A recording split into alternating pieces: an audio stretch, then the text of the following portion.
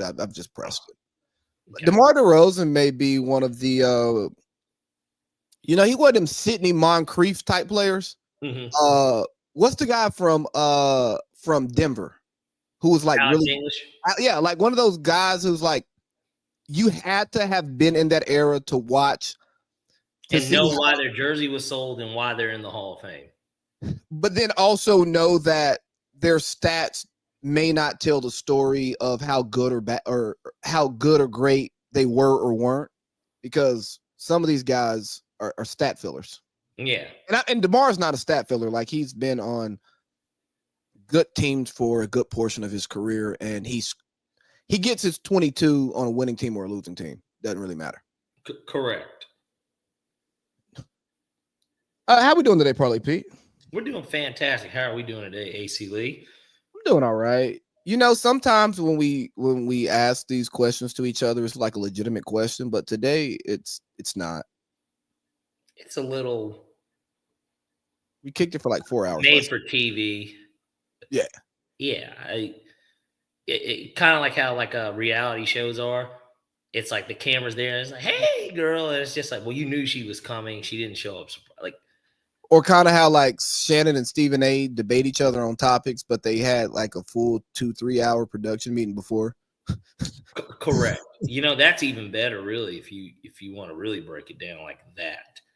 If that's the direction you want to go in. That's the one thing I like about this show, though.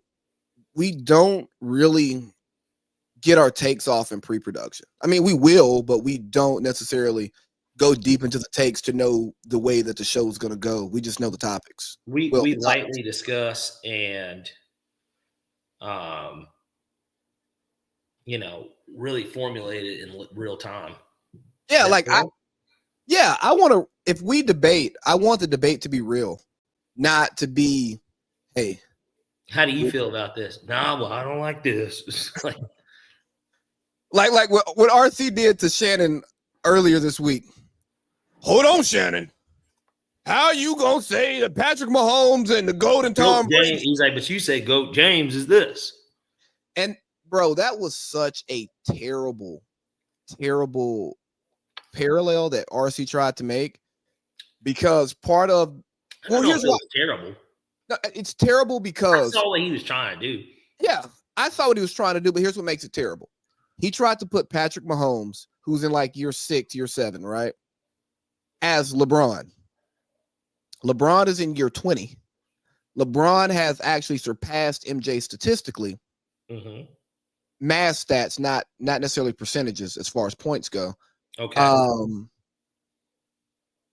Where Patrick Mahomes would be the LeBron argument if it wasn't Tom Brady. You know what I mean? Because Tom Brady and LeBron have the same statistical profile, but they don't have the. He's not.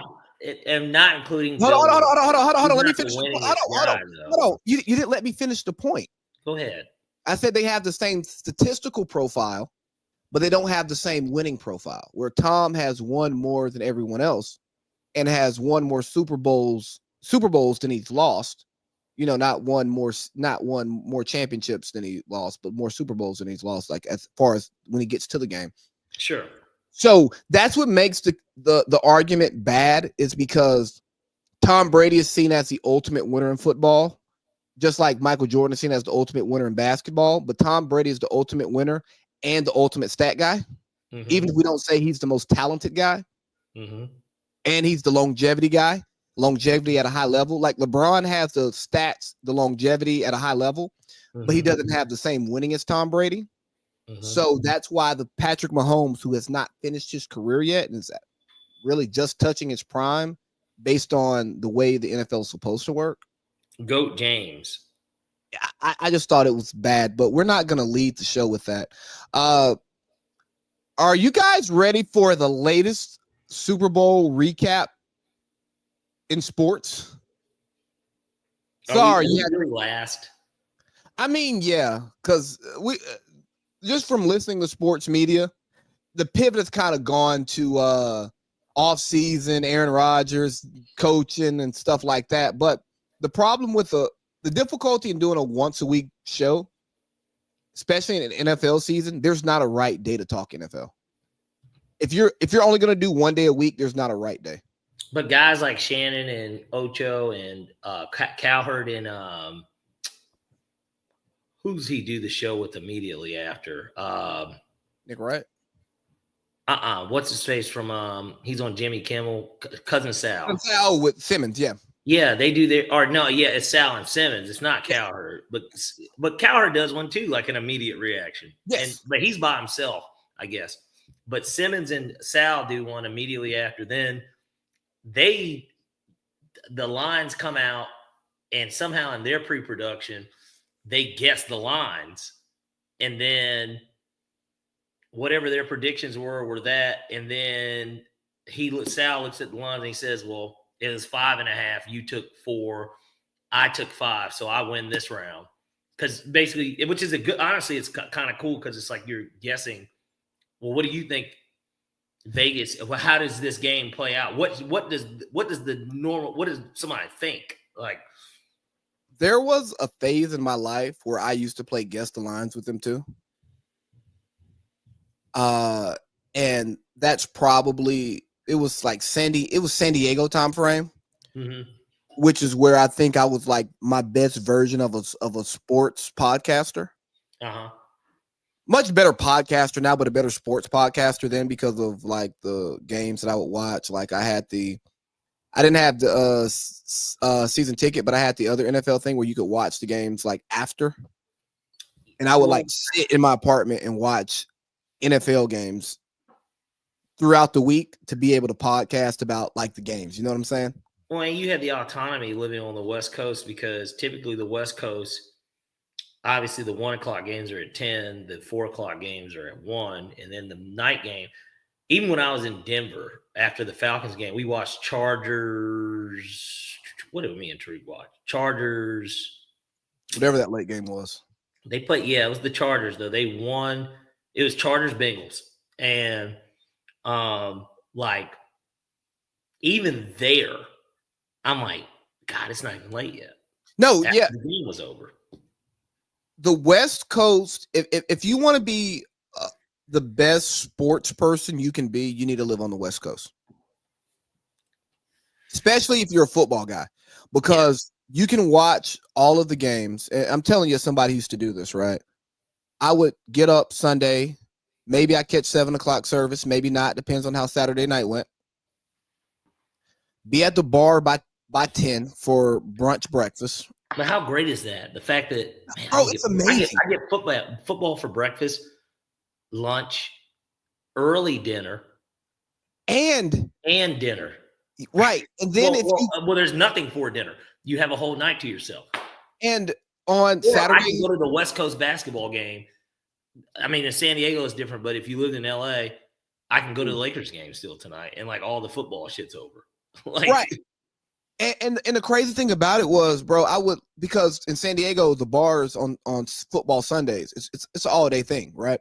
Yeah. So you can go to the bars to watch football, and then have a lit Sunday night, and you can still call it curtains at like 11 or 12, and be good to go. And for one, you've drank and ate all day long, but you've also been exposed to enough women throughout the day that you felt like you went out. So you can call it an early night, and you had time to watch games, or if you're not a degenerate like I once was, you could just like go watch games all day and then get in bed at a decent hour, or you can record your response podcast and still be in bed at 10. It's not happening on the East Coast. No, it isn't. It's just not. Yep.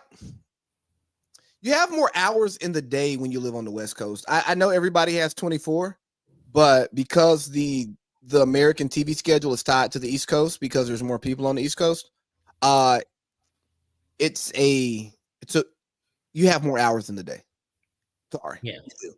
But let's talk about the Super Bowl. What was the score? 40-22.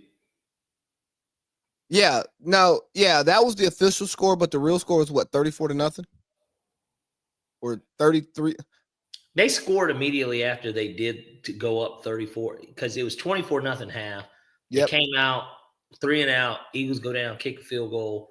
Chiefs again go 3 and out. Then they throw a deep shot. Then the Chiefs scored on the next drive. Because remember, I joked about it. I was like, big play by Worthy. It was a 40-yard pass, but I mean they were completing it from like their own 18. So like they were still not even in scoring range at that point. Score, don't get the 2.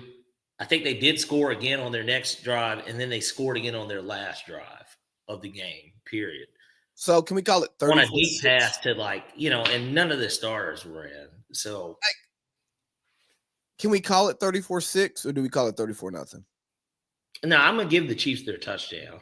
Okay. I mean, they damn near got shut out, but you have to give them their touchdown. Okay. I have no issues giving them the 1 touchdown, but like the other 2 touchdowns, it becomes math.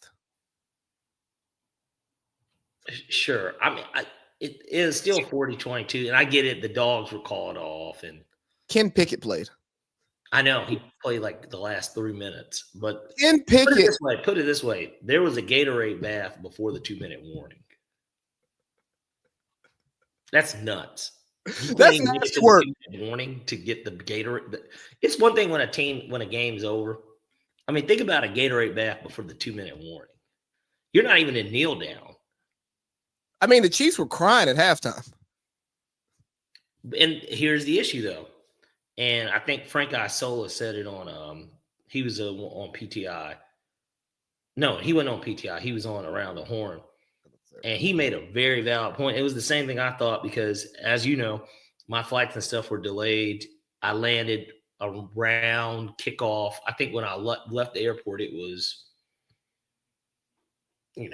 3-4 minutes into the game when I got off the plane. But by the time I got back to my dad's house, it was, it was halftime basically. And so, they checked my bag, so I didn't have a carry. Like I had to go and wait on a check bag. So there's that too. But and I took Marta to get to my car to drive to Stone Mountain. And so, which then really I should, in any regular game, it would have been the middle of the third quarter by the time, but because the Super Bowl is the Super Bowl. But my point is that the initial opening drive, Frank Isola, he said it best. Basically, you come out and you're dominated in the first half. And on your opening drive, you literally come out and do the same thing. And his thing was, it was about the Brady GOAT thing, in his opinion, to why Mahomes, it's not that Mahomes isn't still the best quarterback in the NFL. It's Brady would have never done this. Not because of what he did against the Falcons, but just more so along the lines of Brady's going to take the 5-yard play, if that makes any sense. He's going to take the 5-yard play. He's going to make sure that they set up. Something's going to get ran. And I blame Andy Reid too. Something's going to get ran to where, even if it takes us, if we got to do a 13-play, 86-yard drive that chews 7 minutes, we're going to score because we're going to get whatever we can get, we're taking. And with them, their offensive line failed them because no way in an NFL game does a team not blitz you and get 6 sacks and, double-digit quarterback hurries and pressures. They had more pressures than pass plays because there were multiple players accumulating pressures on the same play. Well, the Eagles had more points than they had yards. Cooper DeJean had more yards off of Patrick Mahomes' pass than his receivers did in the first half. Yeah, that's disgusting. Hey, and I talked about this on the Village Vets pod, but didn't Cooper DeJean's run back look like the whitest pick six ever? I loved it. I know, I loved it too. I'm not knocking white America. But yeah, Donald Trump picked the Chiefs and even he was hell of a play by that young. Yeah, I don't care about his football analysis. No, he didn't really say it. I'm just saying because he was there. Even him in the stands is that was a hell of a play by that young. But think about it though. Cooper DeJean is is like what a white guy does is like in. He's in like Jason Sehorn on steroids. Because think about it, that's the only white corner we know.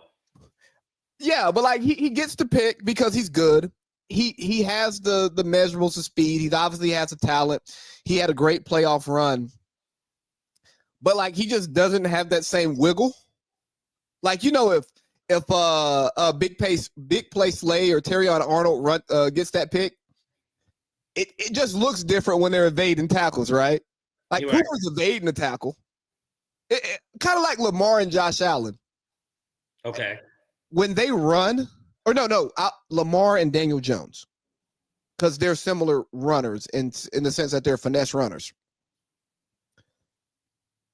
Daniel Jones top speed, like Daniel Jones is fast as fuck. Yeah, he had 800 plus yards rushing the year that they won a playoff game. I mean, and he had he hit over 20 miles per hour on a run on like that 80-yard run against the Pats that one time, right? Mm-hmm. But it doesn't look good when he does it. It's effective. It just doesn't. It ain't got no swag to it. That's what I felt about the Cooper DeJean run back, and that's no knock. And shout out to White America for celebrating that, because as Black people, we celebrate Tiger Woods, Coco Gauff, Serena Williams. We'll talk about her later. When they dominate white sports. So for the white guy to play great at a Black position, I loved it. I thought it was about that action, boss. Yeah. But no, the point that you were making about Mahomes and how Brady would have shortened the game to give himself a chance. And you pointed out the criticism towards Andy Reid. This is why I guess they didn't. They didn't change anything. Clearly, like that opening drive was so important because it did end the game. Think about if you score. If you score, even if you don't get the 2, but let's just say you get the 2, you're down 2 scores, and now Philly has to score. But let's say your defense shows up 3 and out. And I know in the first half, like I said, I didn't watch it, but I'm looking on my phone. I listened on the radio in the car driving, and there was a 3rd and like 25 or something, and something happened to where it was an automatic first down. Kept the Eagles' drive alive, and they scored a touchdown on the drive. And it's like it was undisciplined, and then it was also just not adapting to what Vic Fangio had put together. Well, here's the thing. This is why Brady and Belichick are the GOATs in their respective careers, right? Mm-hmm. You're not blowing Bill Belichick out in the Super Bowl. They've never been blown out. Bill Belichick. They're all one possession games.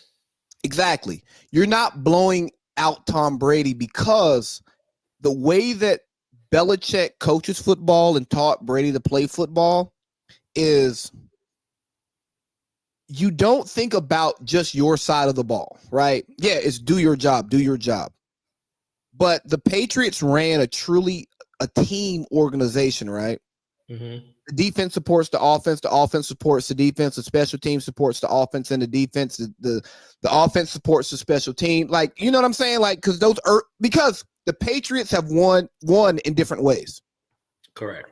Based upon their personnel and their strength and their opponents. Because of that sophistication, it's like, oh, we can't block them. We can't stop them. We're going to pivot and we're going to quick pass, draw, screen. We're going to do something to make sure that we can minimize their possessions while maximizing the effectiveness of our possessions. And I think that Andy Reid and Patrick Mahomes did what they do. And, I know I'm over talking, but, this is what I've been saying about the Chiefs after Tyreek left, when I said, I don't know if they take the cheese because that is not consistent with who Andy Reid is and who Patrick Mahomes is, as you know what I mean? And we saw it in the Tampa Super Bowl. We saw it in this Super Bowl. when what they wanted to do doesn't work and you're playing against somebody who's not afraid of you because there's a new Big Dick Nick in Philly. Like, I think Nick Sirianni is like stupid in a good way. Like, he's the coach that is not afraid of Mahomes for all the wrong reasons, but because he's not afraid of Mahomes, he does what he does and it works. He's the guy at the blackjack table that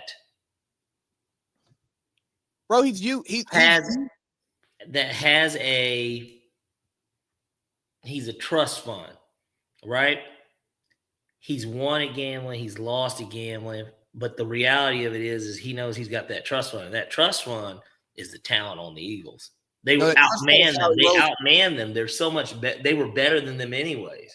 They had a better running back. The only position they literally weren't better than them at was quarterback. Like, and Jalen played and better. Their quarterback played better than him, and he did it the first time too. Exactly. But that's why I allude him to being like a blackjack player. He's the type of guy that sits there. The dealer's got an 8. He's got 2 9s. Of course he's splitting. The dealer's got a 9, and he's got a king and a queen, and he splits those too. And because everybody at the table before him drew out number cards. So he said, well, I know one of these is a face, so I'm going to push no matter what. But what about the second one? What if I get the second one? That's kind of like how he was dealing it. You know what I mean? And he's looking at the dealer because the dealer is the house, and the house has won 2 years in a row. And that's how he played it. And well played by him. You know what I mean? High risk, high reward. And he didn't even do anything too fancy because Vic Fangio said, man, Joe Thuney, like these guys on their line, he's like, they're just not better than our dudes. We don't have to fucking create packages. Let's have everybody sit either in some sort of a zone or man, or actually we're going to press. And if they go deep, I trust our guys over their guys. Our guys are younger. They're faster. They've got a kind of an old receiving core, injured, banged up receiving core. We've got these guys up front, and we trust our middle linebacking core is so good too, to where they are going to be able to react. Because once the D line gets where they need to get, they're going to know what they need to pick up, and by then it's too late. He only got 3 seconds anyways. I compare it to one of your gambling strategies, right? What's that? Because I know that you have multiple gambling strategies. You have your I want to make money gambling strategy. Uh-huh. And then you have your 12-team parlays. Yeah. And no gambler would recommend your 12-team parlay strategy because we're friends. I know that you have put amounts on 12-team parlays that should not be put on 12-team parlays. Like from a gambling advice point of view, right? I'm one of the few people, you know, I might be the only one that's ever hit one for a significant amount of money too. But you've done it multiple times, but you've even said on this platform, nigga, you can't gamble the way that I gamble because I understand it's not healthy, but at the end of the day, bro, you hit over the last 5-7 years, you've hit an 8-pluser every year, at least one a year. Oh, by far. Yeah, multiple times in a year. Exactly. But I'm, you know, it works for you. $20 on these. No, we're not putting 100 on them. And it works for you, but you would even say, bro, everybody can't gamble like this. Now, the part of it that you don't tell is like the Tuesday bets to where you just grab the cheese to give you the comfort to do that. Yep. Yeah. So I see the similarities in where the approach is not mainstream, but it's effective. And I think about the Eagles and the way that Nick Sirianni is discussed as a coach and the way that Jalen Hurts is discussed as a quarterback. And I think with all the podcasts, the 24-hour sports media cycle and all of that stuff, we get so caught because we talk about it so much. We focus on so many different things like eye test and how good it looks. The name of the game is winning. And when you get Nick Sirianni and Jalen Hurts together, they fucking win. And I'm glad you brought up the way you brought it up, because now I'm about to make a comparison even here. I think that the Nick Sirianni, Jalen Hurts combo is closer to Pete Carroll, Russell Wilson than it is to Brian Billick, Trent Dilfer. Trent Dilfer was the quarterback of the Ravens. It's closer to that than it is that, or it's closer to that than Brad Johnson, John Gruden. Like, they're more on that there, but I'm just saying, let's say the Eagles don't win another one. They're closer to that one win group than they are to the other, because now they've been to two, just like Pete and Russ. And not to that just is something that just kind of hit me just there, but like they're closer to more of that style, to where now when it does end for Philly, let's say Jalen Hurts isn't the Eagles quarterback and he's a free agent, we have to look at him the same way that you look at. And I know Russ is a 10-time, 11-time Pro Bowl, whatever, but like what I'm saying is, like, you have to look at him more in that light. He's not a Trent Dilfer or a Brad Johnson. And Nick Sirianni, to me, isn't a Brian Billick. As talented as his team is, he's not a Brian Billick either. He's got as many rings as Mike Tomlin and John Harbaugh. Why not put him in that same category? Like, these are the guys, those are his peers. I don't think he's even like Doug Peterson. Like, I don't even think the other person that won a title in Philly, I don't even think he's a Doug Peterson. To me, he's not an elite. And I know that Pete, to me, is elite. But, like, he's not necessarily elite, but to me, he's not necessarily a one-hit wonder. Like, he would easily get a job somewhere else. Bro, let's just say in the next 5 years, 3 playoff runs, 2 non-playoff, they don't go to the playoffs. He gets a job. Like, I guess is all I'm saying, is that there's something special about what they have there. And Howie Roseman, more importantly, is the person that we should be talking about the most. Howie Roseman is probably the best general manager in the NFL, bar none. I don't even think that it's close at how much better he is than everybody else. His skills are that honed in. Like he's that much more honed in. Howie Roseman is the best general manager in the NFL, and it's really not close. So let's stay here, right? Because if we're being honest, I'm not talking about the beauty contest, but the combination of Nick Sirianni and Jalen Hurts is the second most effective combination quarterback coach in the NFL today. They've done more than Lamar and Harbaugh. They've done more than Lamar and Harbaugh. They've done more than Josh Allen and McDermott. And Purdy hasn't. I know, but I guess my point is Kyle's been to 2, but it wasn't Purdy both times. So like, and Kyle hasn't won one. Now Nick is Purdy. Like, I'm just saying, Purdy went to both. You could put them at the bottom tier of that conversation. But they didn't win one, so it doesn't matter. But this is why I'm saying Nick Sirianni. Nick's not Brian Billick.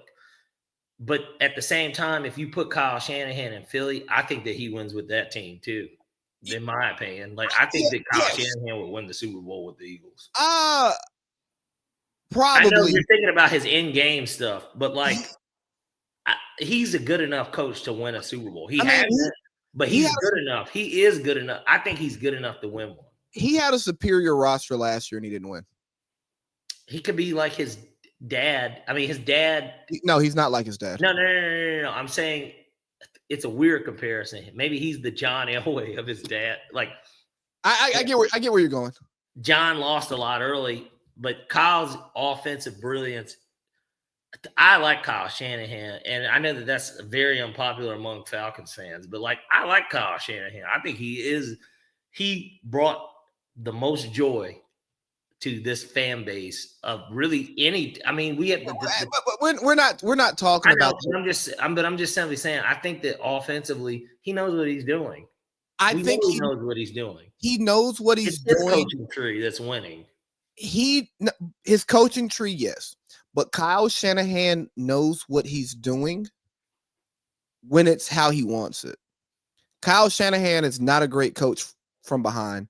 Kyle Shanahan is not nearly as diverse in his offensive attack. He's never won a game down in the fourth quarter. No, Kyle Shanahan has to play a certain way, and I think that's his limitation because of how he plays. Because it's such a run-heavy game. The pass doesn't work when you're behind because Kyle Shanahan also does not want a quarterback who is better at quarterback than he is at coaching. And he honestly hasn't had one. Matt Ryan is the best quarterback he's had. And Kyle Shanahan's a better coach than Matt Ryan as a quarterback amongst his peers if you compare him. But he's his only MVP. I know Brock Purdy got close last year, but Matt Ryan's the best quarterback he's had, but Kyle Shanahan's still a better coach. But Kyle Shanahan's a better coach than Matt Ryan is quarterback? Yes, absolutely. I disagree. You can't disagree. I have to. I know that he's been. You can disagree. You can disagree, but your disagreement, like your opinion, with facts though. Too. Your opinion. No, your opinion's wrong. No, but I can back it with literal facts. Like Kyle Shanahan's been to 3 Super Bowls. One as an OC. He got Matt Ryan the MVP, and Matt Ryan did not have a better season than that Kyle Shanahan season. Hold on. We didn't win games. Let me finish my sentence. Our defense was worse. Let me finish my sentence. Go. The next season, Matt Ryan was still good, really good. No, the next season, he wasn't very good. Our defense, the year we lost to Philly, our defense carried us. Looking it up statistically, he really was. Matt Ryan, like the first year with Shanahan. Hold on, if I remember correctly, Matt Ryan had a. It's the second year. Sorry, it's not the first year. Okay, fair enough. You're right. I got those 2 years mixed up, but nonetheless, now our team. What it is the weird part is our team was worse, was better because the defense. We had Marquez Manuel as the DC. It's not a Falcons show today. I know, but I'm just bringing it up. I'm just simply saying, and it ties into the Eagles anyways, because that's who he lost to, and another Nick. But my thing is that I don't agree with that take. But and we can do that later. We're gonna have playing Falcons first.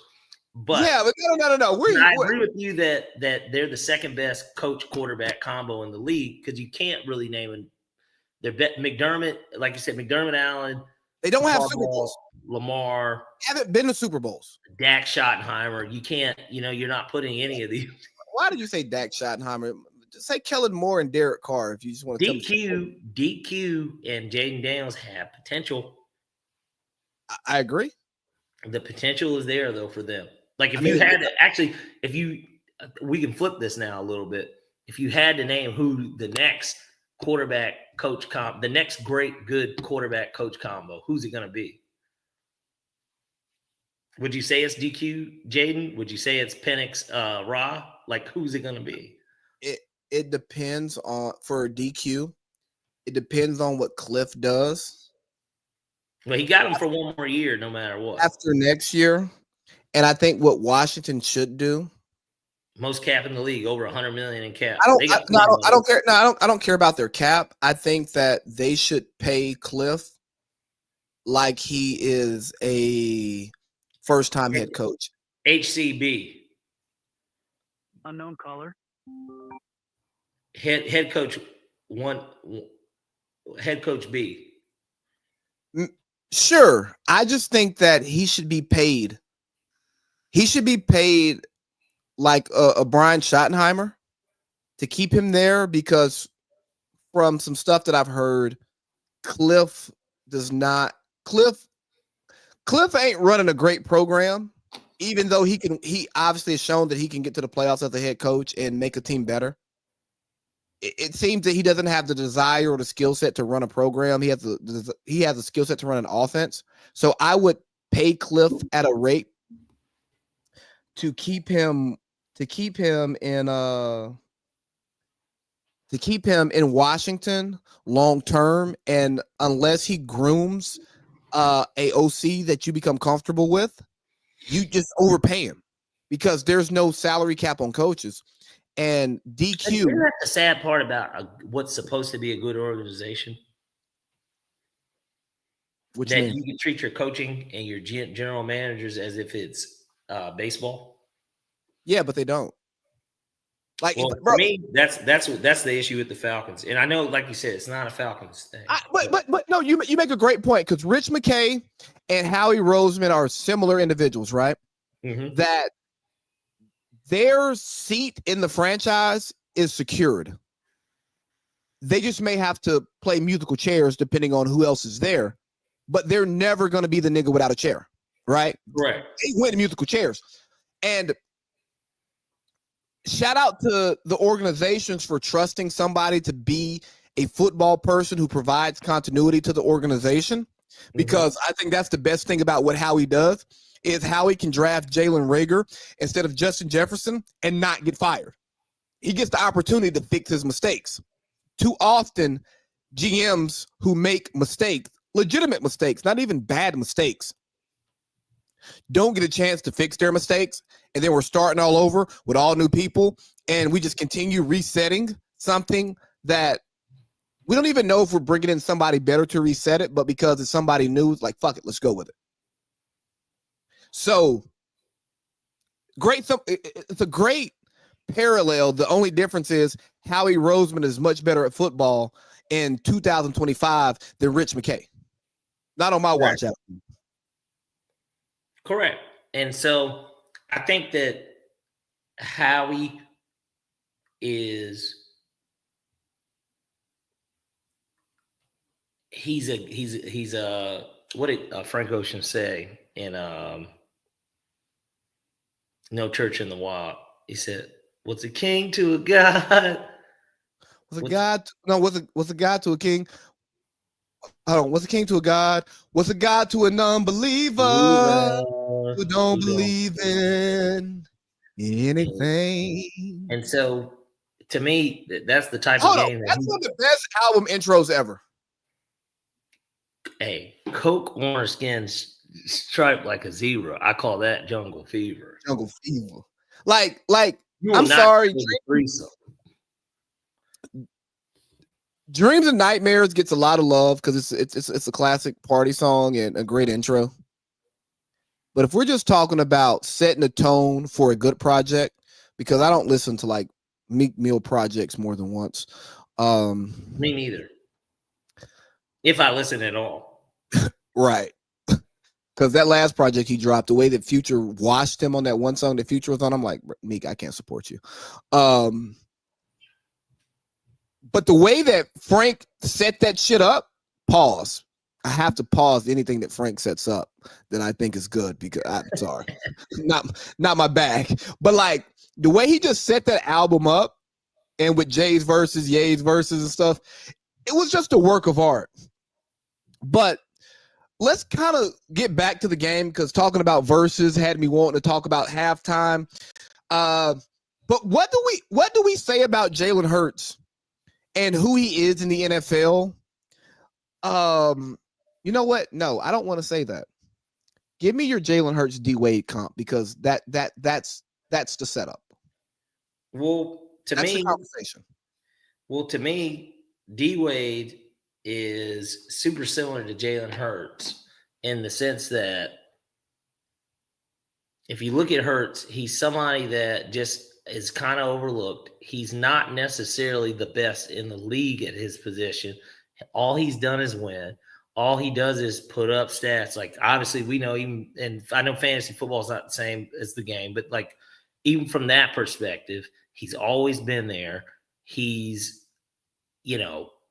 a guy that's got his championship. He won the MVP, and he had a great supporting cast, similar to D Wade. Like people can't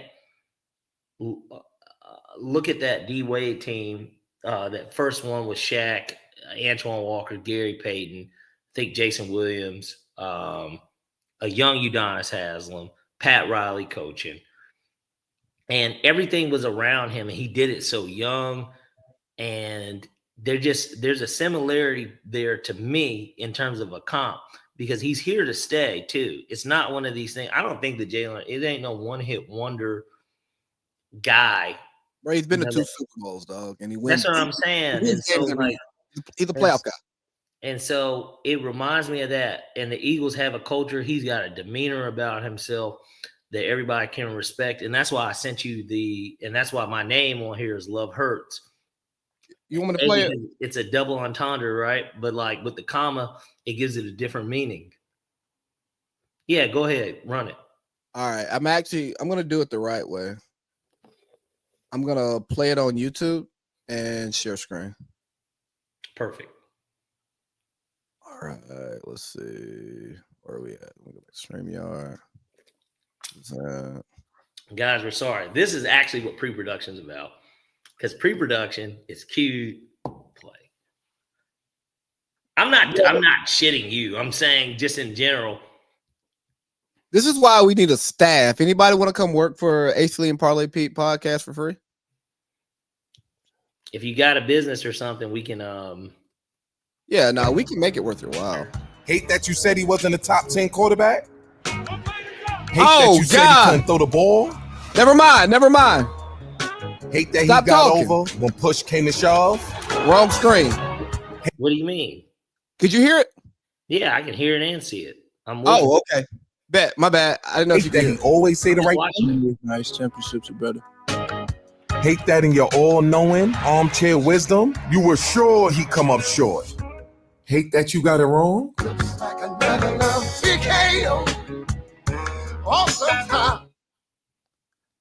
I mean, Chef's kiss. Game on, because with the Teddy ESPN P. The Teddy P to me is the chef's kiss on it. and I think it's great because you remember And then the city of brotherly love, like but you remember that Kendrick also opened up his first diss song to Drake with some Teddy P. I know. Yeah, I know. But no, that commercial was great, and I love the quote that they used because The don't get me euphoria. wrong, Jalen Hurts sometimes has some cringy quotes because they're always just the right thing to say. Well, remember this? No, I'm sorry, I didn't mean to cut you off, but like, remember this year too when he's like, is that what y'all wanted to see? And he shows up iced out, and then he's like, oh yeah, NFL niggas shit's different than these rappers niggas shit. Cause that shit hits you in the face like some ass in the strip club. Like, and Joe Budden talks about this on his podcast a lot. He's like, rappers can't compete with athletes. Like, you can't compete with these NBA players, these NFL players, these big contracts. Because I mean, some of these guys are making $50 million a year. So like the NFL player jury versus the rapper jury, it hit different. no, it does. And I mean, think about it. Jalen could blow $2 million on a chain. yeah, and like sleep really nice. That was a bad purchase. I won't recoup this if I try to sell it, but who cares? Yeah, I might get a quarter of it just because of the pure gold. I'm really paying him for putting it together. I'm paying him for labor, not for parts. Correct. It's kind of like Shaq getting a custom Lamborghini. If I don't sell this Lamborghini to Rudy Gobert, I'm gonna lose money. Yeah, Wemby needs it. But I talked about this with Boink. I don't know if you had got there yet, but Boink is like not a fan of the Jalen Hurts and his quotes because it's like they can say something.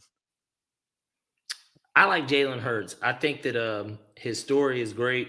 When he first got to Bama and what he did even in that first year, I thought it was really good. You know, me and Justice, we got to go to the Oklahoma, what was his last college game against Joe Burrow and LSU. And there's nothing he could do about it because fucking Oklahoma's defense was trash.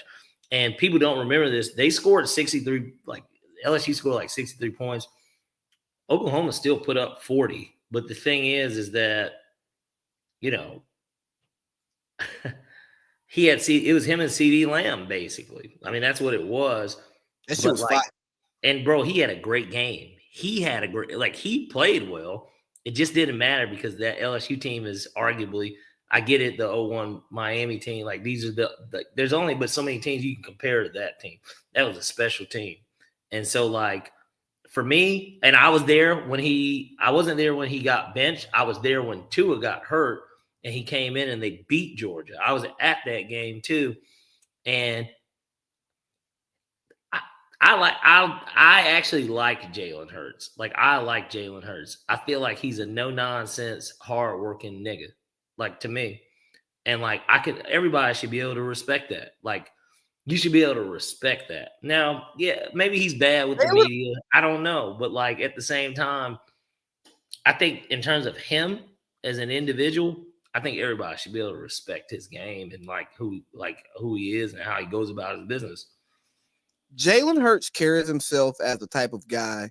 If we both have daughters, if she brought home a college football player, right? I'm not gonna say NFL guy, but like a top level college football player who's going to the league, and you know how we think about those types of guys. Yeah, because basically you let him sleep with your daughter, we outside and we know how we live, and we don't have the means and access that they have. So in my brain, you bring this nigga to my house, and I'm like, oh, nice NIL package. He going to the league, 2nd round pick, quarterback, fly nigga. Ooh. He's black. Hey, I ain't saying that you shouldn't be with him, but it comes at a cost. Be careful. And it's not a cost that I'm telling you not to pay if you're happy. Because it's the same cost that I may have. Let me shut up. Just be careful. Just be careful. But but the way he carries himself, it feels like you as a dad, y'all gonna have a great conversation, and you're gonna leave that. It's like, let me tell you, I can't even. You're coming correct. You know, man, look, I get it. It almost becomes that thing that you don't want to say out loud, but because you're a man and you know what it is, hey, bro, don't get caught and make me have to switch this up, man. Yeah. You can't tell him that. You can't tell him that, right? Because baby girl comes first, but in the back of your head, you're like, I rock with this young boy. I get it, man. I get it. I get you. You cool, you fly, you're gonna be paid, and then it turns out, oh, you get paid, Super Bowl MVP. Hey man, just don't embarrass my daughter. Don't have Mariah Mills, dude. Huh? I don't want to. Well, it's like when somebody's mama doesn't want to whoop them. It's like, I love you so much, bro. You ain't. I don't know if you choking Jalen Hurts. You know, nigga squat 600. Well, if it's over my daughter, I'll try. Yeah. Well, I'm gonna call up the YNs. Yeah, that it won't stop me. How about that? Hey, you YNs, here's what I need. Here's what I'm gonna give you. I don't need them going to the hospital. I don't need this hitting TMZ. I just need y'all to rough him up. Don't take nothing.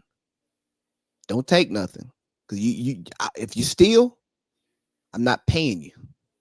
I don't know you. You know, this nigga, he wears the Mr. T hoop earring. I won't even call it a Jordan hoop. I know you, nigga, you wore the hoop. Nah, he wear the Jimmy hoops. He wear the diamond hoops. Well, okay, when I say Mr. T, I don't mean like as big, like because he wore a big one, I guess. Nah, he wore the diamond hoops. Speaking of which, bro, tell me why one of my diamond hoops fell out my ear one night, and I didn't feel it. Pause. And now I'm out of like a $700 pair of earrings. When do you get your ears pierced? COVID. I was trying to think because I was like, when this thing get his ears pierced? Well, I never had time to get my ears pierced because I didn't get them. My mom said, like, hey, if you want to get your ears pierced, 18. Then, like, you I tried wanted it even when you were younger. Yeah, I know there was always that one nigga, but you know we would do the magnetic shits. So I got my ears pierced one summer in college, but I didn't have time to like let them heal before I got back to ROTC. It closed back up. Yeah, so it closed up. So then when COVID hit and I didn't have to like do any military stuff, I was actually able to wear earrings for like 3 months straight without taking them out. And now I rarely wear them because I didn't want to get my ears pierced to be an earring everyday type nigga. But like when I wear outfits, it just looks jiggy. Like that shit's yeah, bro.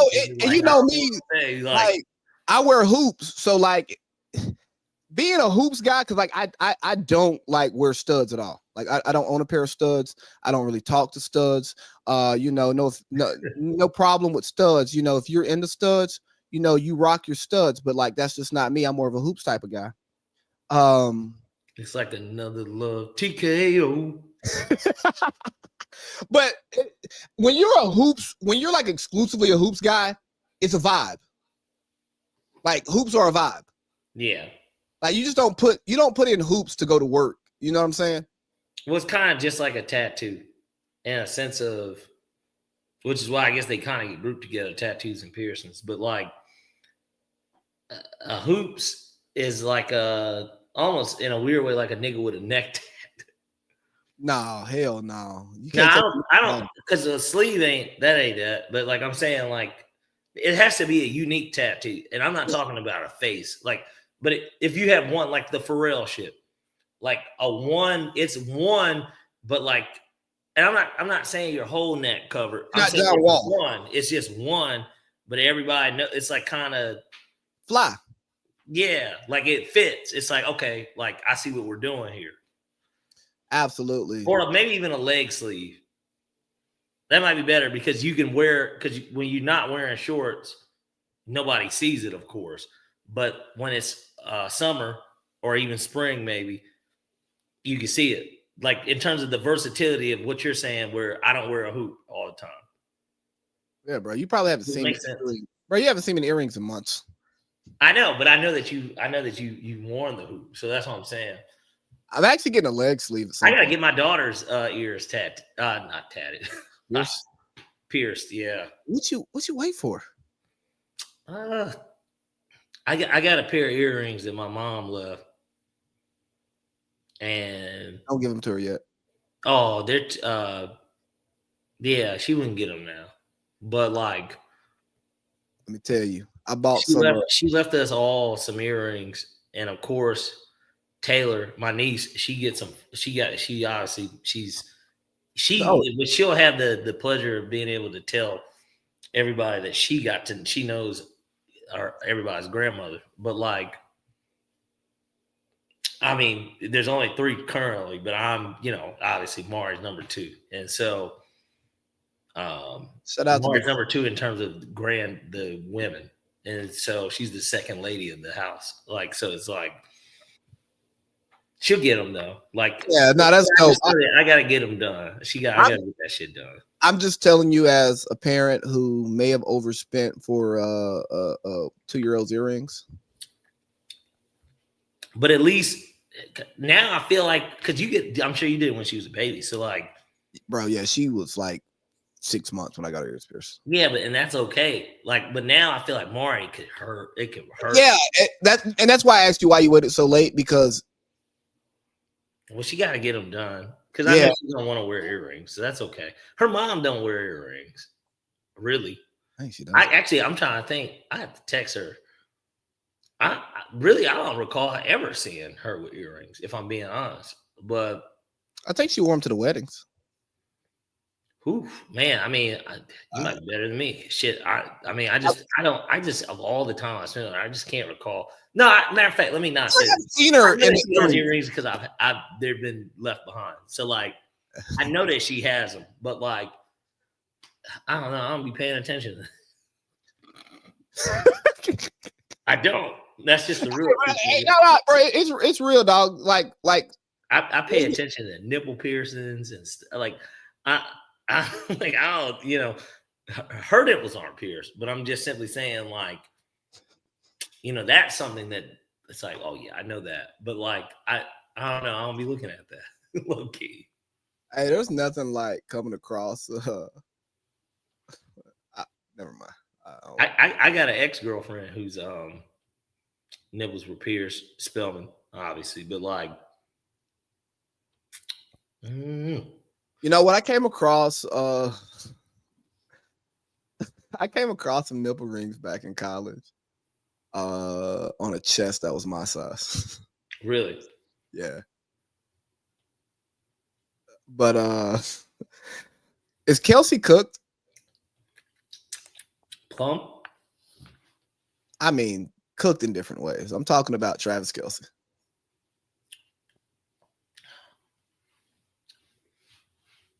they're giving him until they said March 14th to basically the new league year to make his decision.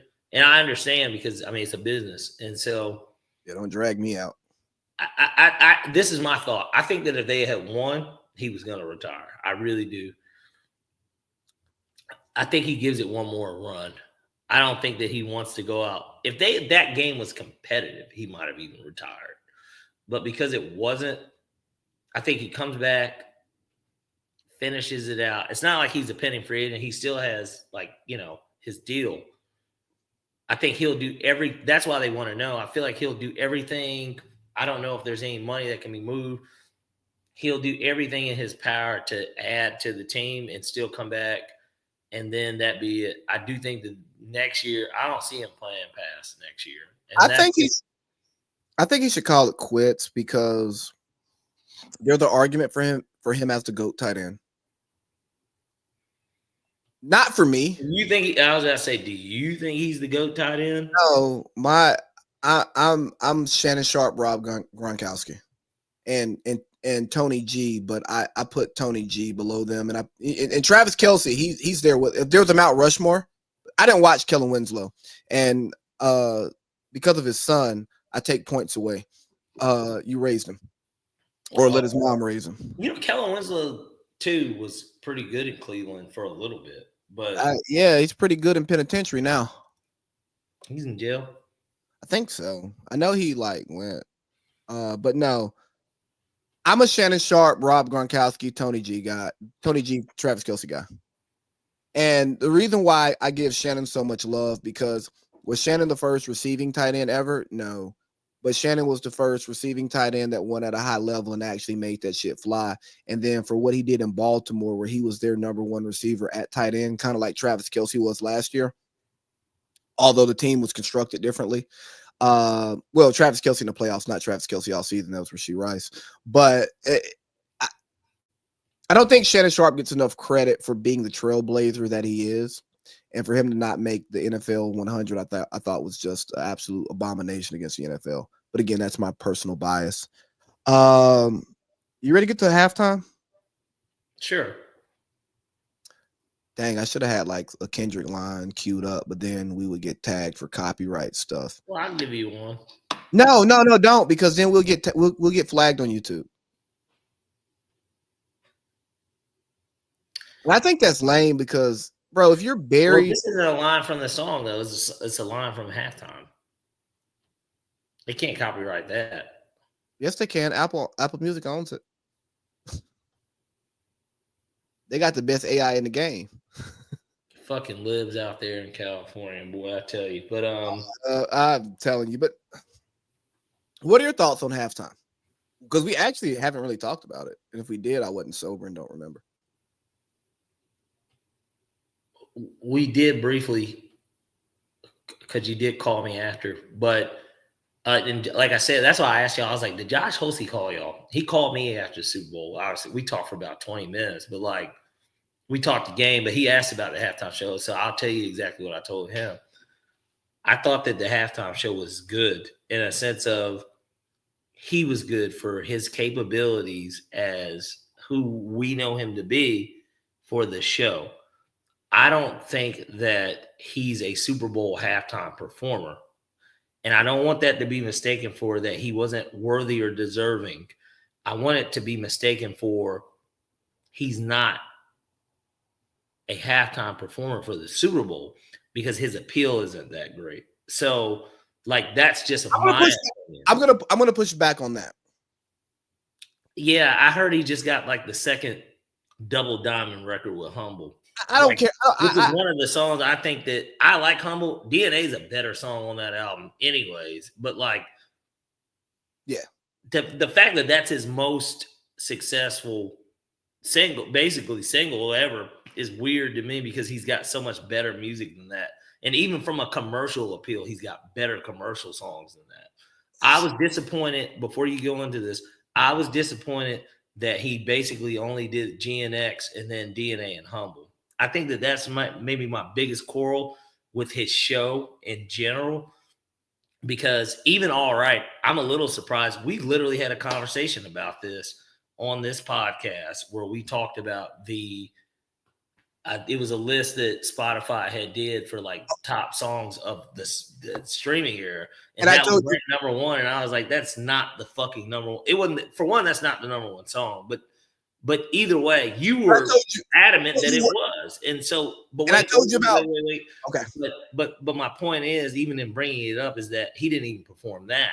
And even with whatever message everybody continues to believe was supposed to be fucking said or what he did, I get the message. I get that. But like what I'm saying is for that show, Uncle Sam Jackson, him saying niggas supposed to be doing this, basically. I got the whole sequence of things. Like I understood it. But what I'm saying is that it wasn't fulfilling the way a halftime show should be. And in the Jay-Z era of in the Jay-Z era, I thought the Dr. Dre one, and maybe that's why he didn't do it, because he did all right during that Super Bowl. But because that was the song that he did do for the Dr. Dre thing. But like, I thought Dre's was better, and I thought that Usher's was better last year. So I agree with that portion of it as a Super Bowl halftime show. I think he did a great performance. I don't think it got the reception that people typically want from a Super Bowl performance. But I think Kendrick did what he wanted to do. And not saying, obviously he did what he wanted to do, but he pushed a message across that he wanted to push across, which was bigger than a well-received performance, right?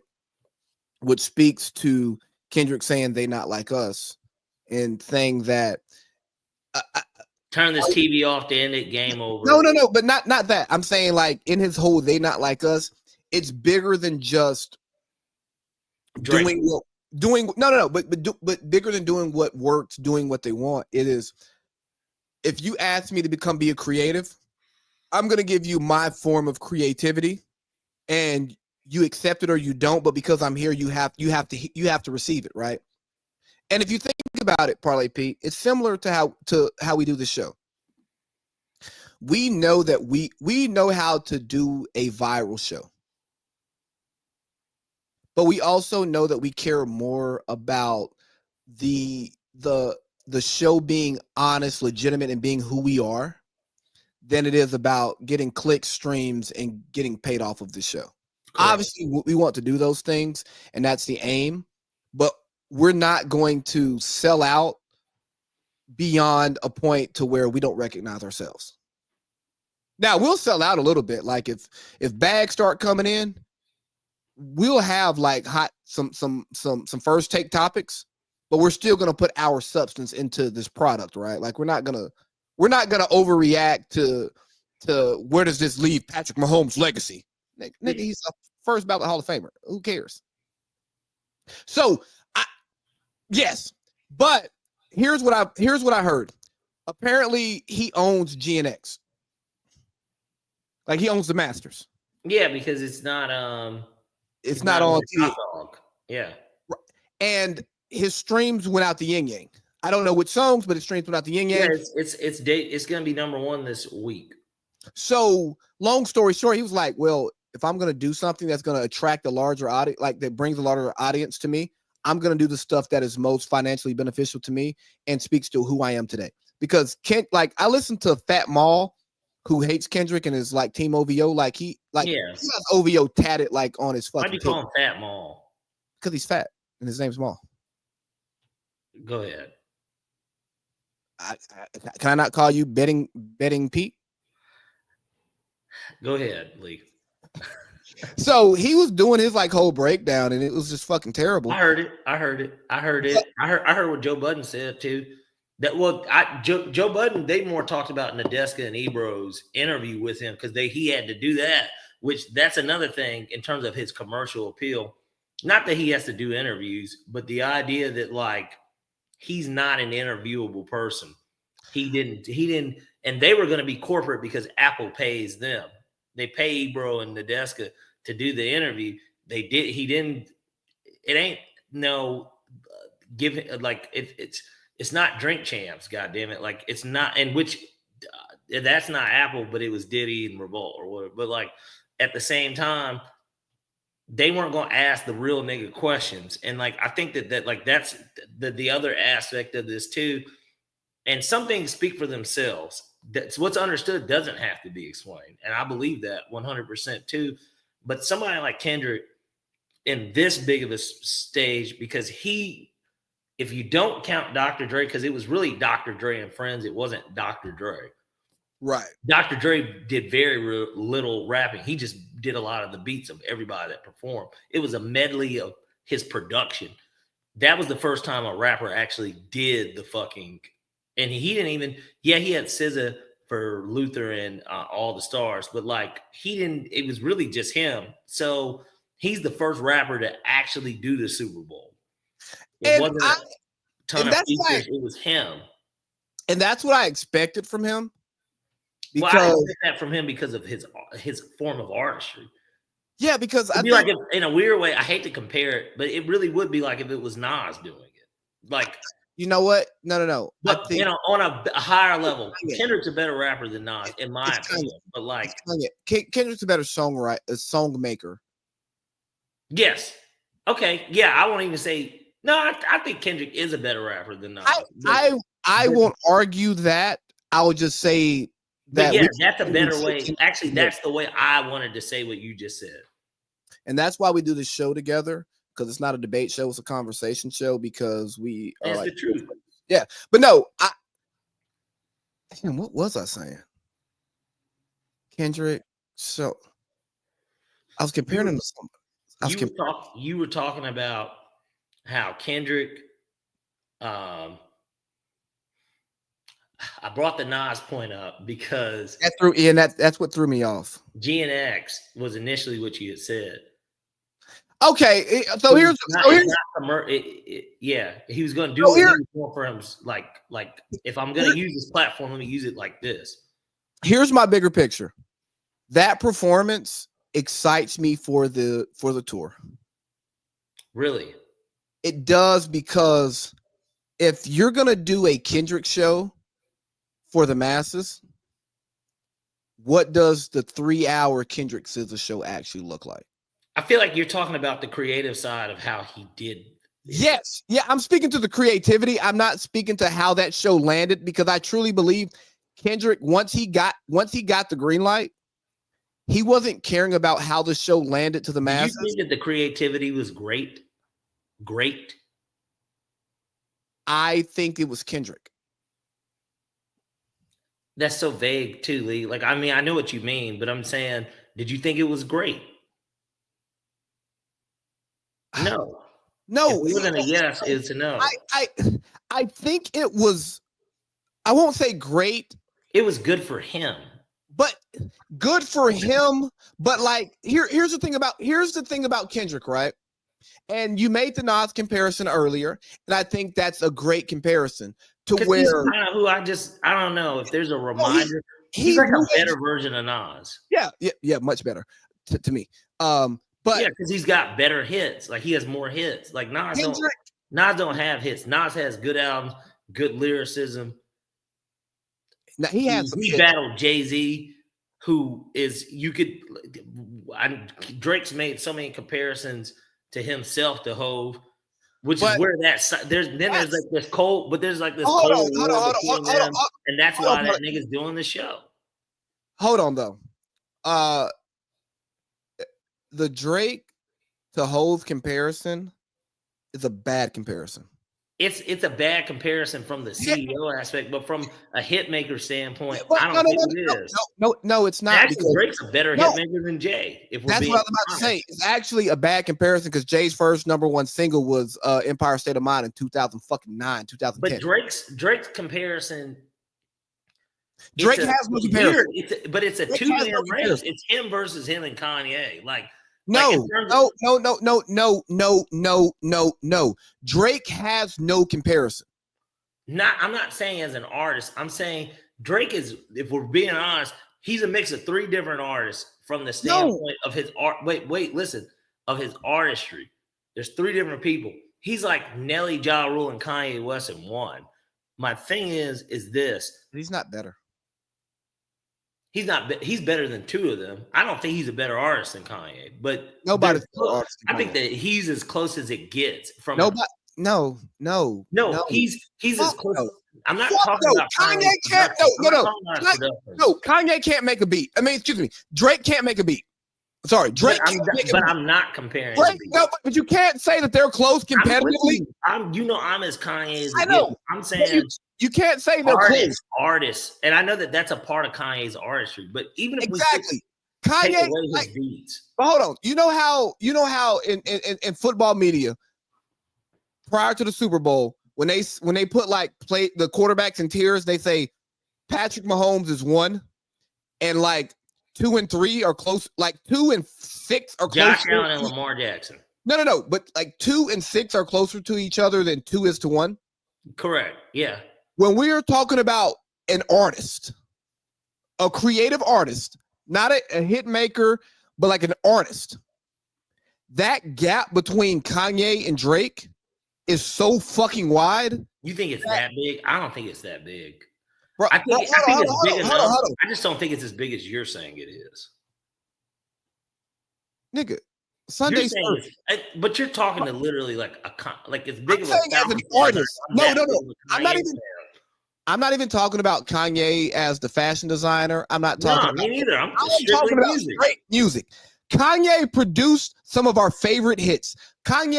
He's Jay-Z's second half of his career.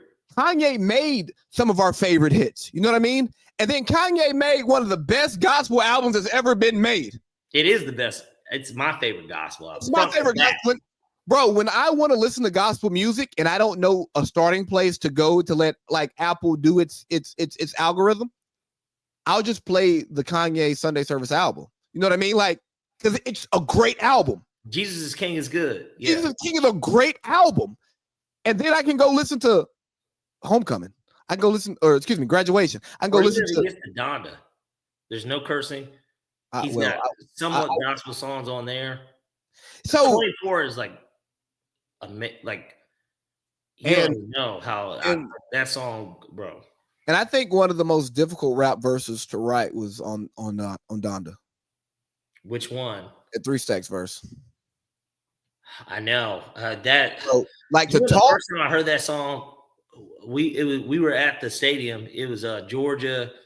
Who's Georgia playing? Man, it was one of the Chick-fil-A games. It wasn't the Oregon game. It was the year before that. Whoever Georgia played. I don't remember. I ain't even gonna try to remember. It wasn't Clemson. Man, they played somebody. My point is that great song, but I don't think that there's a comparison. But back to Kendrick, right? But like my thing is, even with him, that's why I said, did you think it was great? Because when I look at the great artists, it's not Drake. I don't know if Drake could have put on a better halftime show. I've been to 2 Drake 3. He's not a good performer. Him and Lil Wayne during the Street Fighter thing. But I've been to 2 just Drake. It's Drake's thing. I went to the 3 Migos one and the Nothing Was the Same one in Atlanta. And like Drake was good in concert. Like he sounded good. Like he was good in concert. I've been to Kendrick. I saw Kendrick obviously at Morehouse. I saw Kendrick. I don't want to hear that one. ADHD, like that. The Section 80 was out, but I know. But Kendrick, it's not the same guy. Yeah, I don't care about that one. I saw him there. I saw Kendrick opened up for Kanye for Yeezus. Like that was the opening act. It was Kendrick and fucking Good Kid, Mad City was out. That was the album that was out. So like he opened up for Yeezus in that period. I saw Kendrick in concert and like. It's okay. He's just not. That's why he's not to me. He's not a Super Bowl performer, and that's okay though. It's okay that he's not. Whether he's that big or not, debatable. But in terms of him being a Super Bowl performer, I don't think that his name is in the pantheons of Beyonce, Kanye. Now, when people say Kendrick, you will assume it's Lamar. But I'm saying like the one name, the people when you Drake. The one name guy. No. Because for one, Drake only has one name, and his name is Aubrey. But he goes by Drake. He is not name. He's never been Aubrey as a rapper. He's been Drake as a rapper. Okay, so stop. People even still refer to him as Aubrey. Nobody refers to him musically as that, but I don't know what people call him in his personal life, but here's the thing: if Kanye, excuse me, if Kendrick opening up for Kanye Yeezus was the last time that you've seen Kendrick live, and it was. I will say that this is a bias that I have not considered. I saw Kendrick in Orange County. So for those of you who don't understand geography, like that's LA, damn near. Orange County is Cobb County to Atlanta, okay? It's LA. So I saw him in Orange County at a festival, and the way that he had people rocking, but he did all right, right? He did it was around To Pimp a Butterfly time. I saw how he controlled that crowd, that diverse crowd. Kendrick is a Super Bowl level performer, but the problem is Kendrick is not a Super Bowl artist in the sense that he is going to perform what they want him to perform in the way that he wants to perform it, to have the most well received show, as opposed to putting together a great show. And he's similar to Kanye in that aspect, to where hold on, let me finish. Kanye will lose money on a tour because he cares about presenting a show in the eye that he wants to present it, versus just doing a show that he knows will sell out. Like the artistry is more important anyway. Huh? It's gonna sell out regardless. Yes, but Kanye does all the extra stuff. You think about the Life of Pablo tour before he canceled it, right? He has the floating stage. Like they said that Kanye lost money every show on that tour because of the artistry that he wanted to create. But he wanted the fans to get it. And here's the thing: the fans, not the fans in the stadium, not everybody on TV, but a larger audience than Kendrick will capture at a physical Kendrick show, outside of maybe the Juneteenth LA show he did, the pop out different too. That's a one-off thing. Where everybody's watching it and streaming it. He's not going to touch that many people. So even as he goes on this world tour, he will not get that positive reception from that many fans in one day, even though he got more hate than he'll get while he's on tour, if that makes sense. I think that he'll be able to it's ambitious that they're doing a stadium tour, in my opinion. Let's see what the tickets are going for.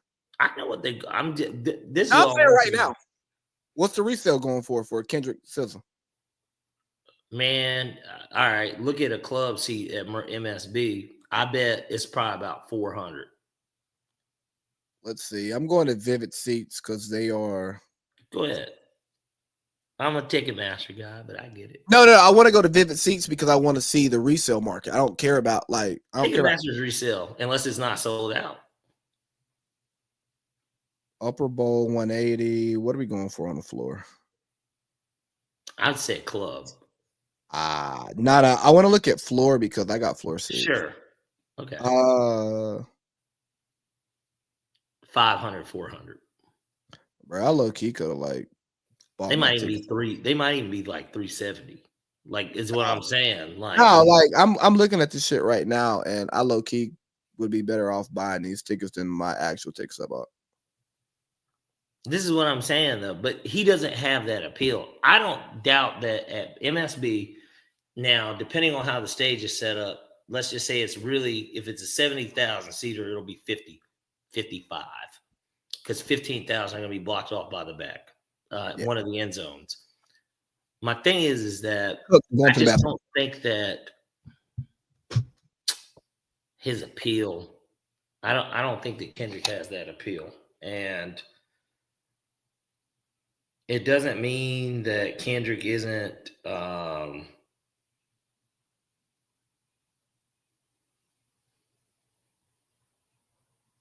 good enough or really whatever anyone wants to say. But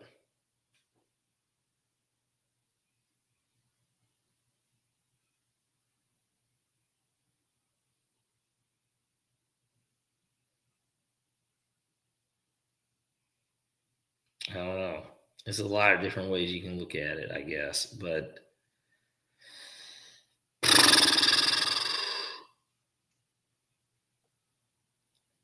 Kendrick Lamar.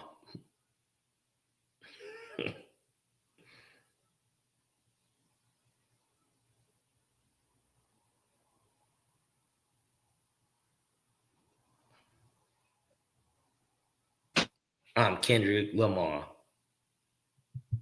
I'm Kendrick Lamar. I'm Kendrick Lamar, aka Benz to me is just a car or something like that. I don't know. I used to know Yeah, that. I just look. Yeah, I like this is the crazy part. I don't even want to confuse it. You can like both. The weird thing is that everybody feels like this Drake Kendrick thing is as if you're not a fan of both. You can't be a fan or aren't a fan of both. It's stupid. I didn't take no side. I don't have no side. I think that Drake had the better diss overall. Obviously, Yeah, Not Like Us is a bigger record. There's no disputing that. And we could say that he won. I'm okay with saying he won it, but like, I think Family Matters is a better song than Not Like Us. That's just my opinion. But we'll see.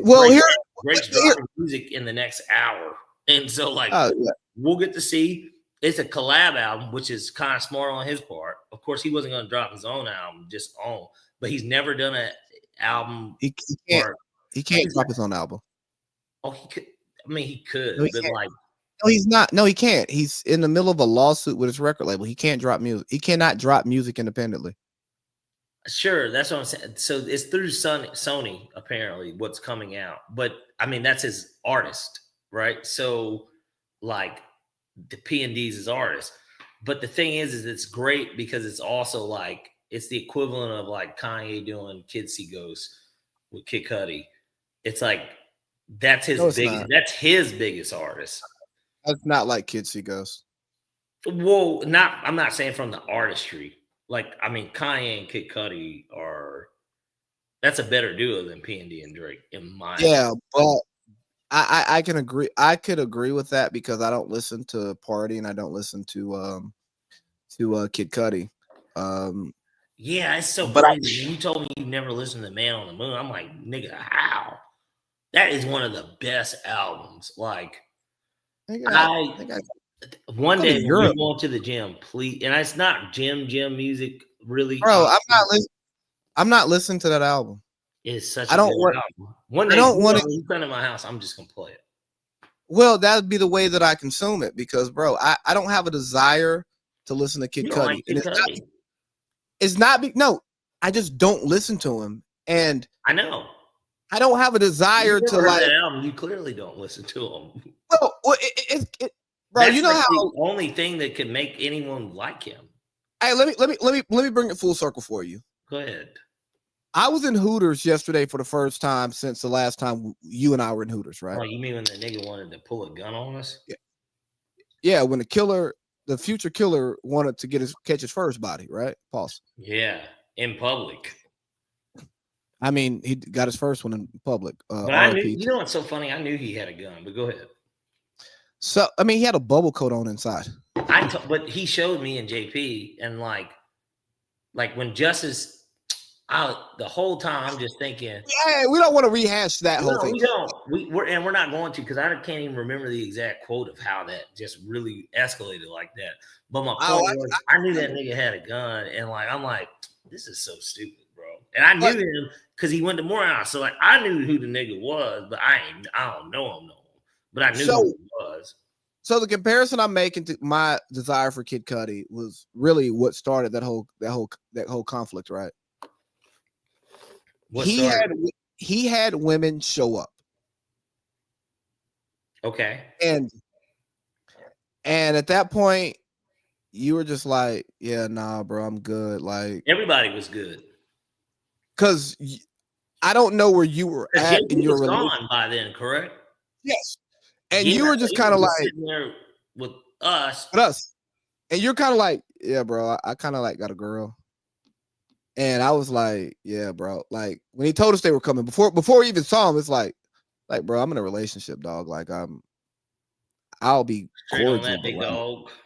Yeah. And then my cousin who's with me, he was like, yeah, bro, I got a girl, dog. Like I'm good. And then so he got mad because we didn't want to talk to the girls. It's just like, bro, I'm good. Like before I see them, I'm good. That's how I am with Kid Cudi. I listen to enough music that I like that even if you're good, bro, I'm good. I'm okay. So that's kind of me with Kid Cudi. Do you care about Serena Williams crip walking? It was whatever to me. I think Steve Smith made a bigger deal out of it than. Can I talk about Steve for a second? Yeah. And it's not just specific to Steve, because all of you know, if you listen to this, that I'm not a big fan of Steve Smith of ESPN. I might start calling him by whatever that A stands for. I got to look it up. But Allen or some shit. Harris, ugly nigga. I'm not a fan of people who aren't married and haven't been married speaking on the conduct of how married people should act. Because, like, as a guy who went through that process, who like got married, right? You can't tell me what works in my house because you're not in my house. And with trying to play the whole bitter, mad type thing, it's not like Serena just showed up because Kendrick said her name in the song. Like, Drake has made songs towards Serena. Oh, for sure. He's like interviewed. Yeah, this is basically about Serena. He's done more common. Yeah, like he's done like multiple. There's a history of that behind Serena, and I'm not saying Serena's changing her number, but we don't know what messages Drake has sent to Serena's phone. Now, but here's the thing, and the way that she may have the way that he may have disrespected her in her house, to where she's like, you know what, I'll pop out with Kendrick. You know what I'm saying? That's Compton. We'll have a little bit of fun. My husband, like when Marty Rosen, the same thing. I mean, they were boys. It was Toronto. He was the best player there. You know, they could have had a falling out somehow. He might have been like, "So nigga, you're not gonna fuck this ass, or you're not gonna come to the birthday or something." Yeah. Or, bro, it's something as simple as, you know what, Parlay Pete, me and you are friends, right? Yes. You could get entangled, and this really wouldn't happen because it's not the way our lives are set up. But you could be entangled in something with another Morehouse guy who I spent considerable amount of time with and called a friend.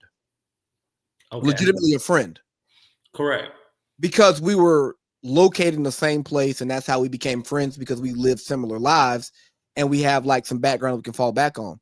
But if y'all two fall out, even if this person held me down in a time of need, you're my dog. Like, you know what I'm saying? We went to Morehouse together. We're from Georgia. We do a fucking podcast for multiple hours a week. We talk multiple hours a week, and we rarely text every day. Like, bro, we rarely debate. Like, even when we have difference of opinions, we express our differences of opinions in a respectful way.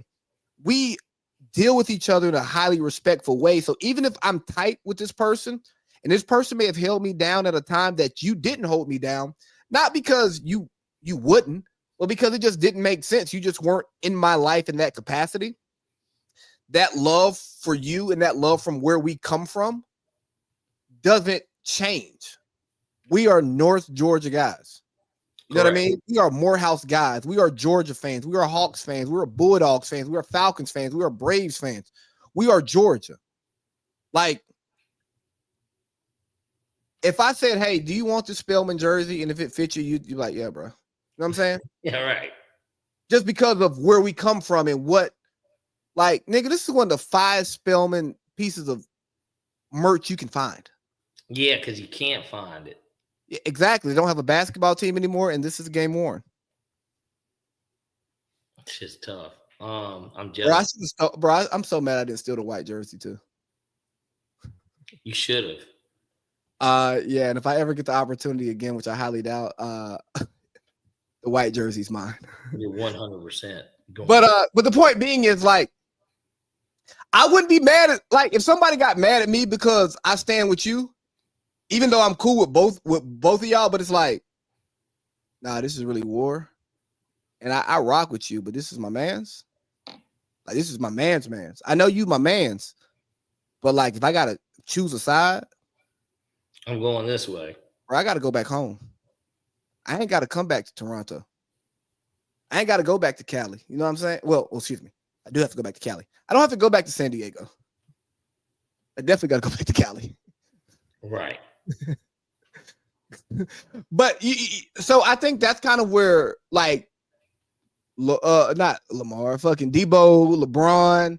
You know what I'm saying? Like, how LeBron gonna stand with LeBron is but LeBron is different. Point. But hold on, I'm not trying to be funny. Kendrick LeBron Lamar was nobody when fucking Drake met LeBron, bro. Like, I don't know what their relationships were like. Obviously, we know that Drake made one of the greatest posse cuts of all time for his fucking movie, More Than a Game. It may not mean nothing to y'all. Think about that, bro. That song, that's just what we know. But I'm just simply saying, but he's been with him.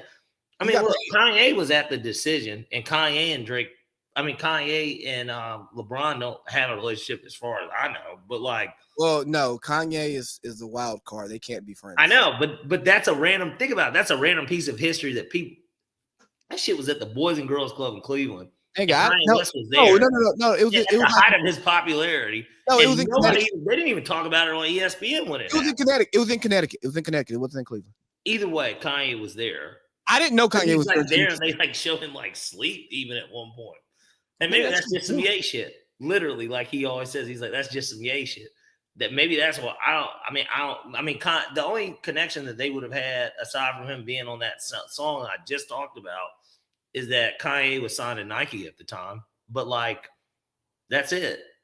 But either way, as far as the Kendrick thing goes, it's just more of a from the outside perspective and how I see it. I think LeBron is way dirtier. It's not about showing up and having a good time, but you can't be you can like this, like this is in which I said earlier. You can be a fan of both. Like that really is okay. I don't know why you can't like both of them. I'm a fan of both, and I know the things I like say. Both songs. The things that I say, they're not like us, but like I still stand and say that Drake's. I think that the Family Matters is a better song. That's just my opinion. No, I think Family Matters, if we're talking artistically, was probably the better diss. But because five niggas on that track. Well, that's Drake's fault. Like, better strategy, nigga. Focus on. They all came to him at once. But all of them aren't important. How is it not important? Rick Ross is a big collaborator with Drake. How is that not important? He has to address that. No, he doesn't. At Rocky, maybe lesser, but that was also then he's coming at his baby mother. There's like a lot of stuff that went on with that, but it's like, and then who he's married, his baby mother is clearly somebody everybody knows he has a relationship with. But wait, I'm just breaking down the people he talked about. Hold on. You can't cut me off and say, wait. They're all collaborators, Lee. Hold on, but you can't cut me off and say, wait, when you cut me off to make your point. Those niggas can't beat Drake. The only person, the only person who is capable of individually beating Drake, who directly took shots at Drake, is Kendrick. But why they all gang up at the same time? I don't care. I'm not addressing you niggas because if I address you and I give you time, I can't beat him. But it's just like if I was sitting next to somebody and I just shot them in the head and I look like let's say we have what we're doing. Okay. But there's somebody sitting next to me that's talking shit, and then like I just shot to the head American Gangster Style, Denzel to Idris Elba. And then I go back, but the real thing is me and you.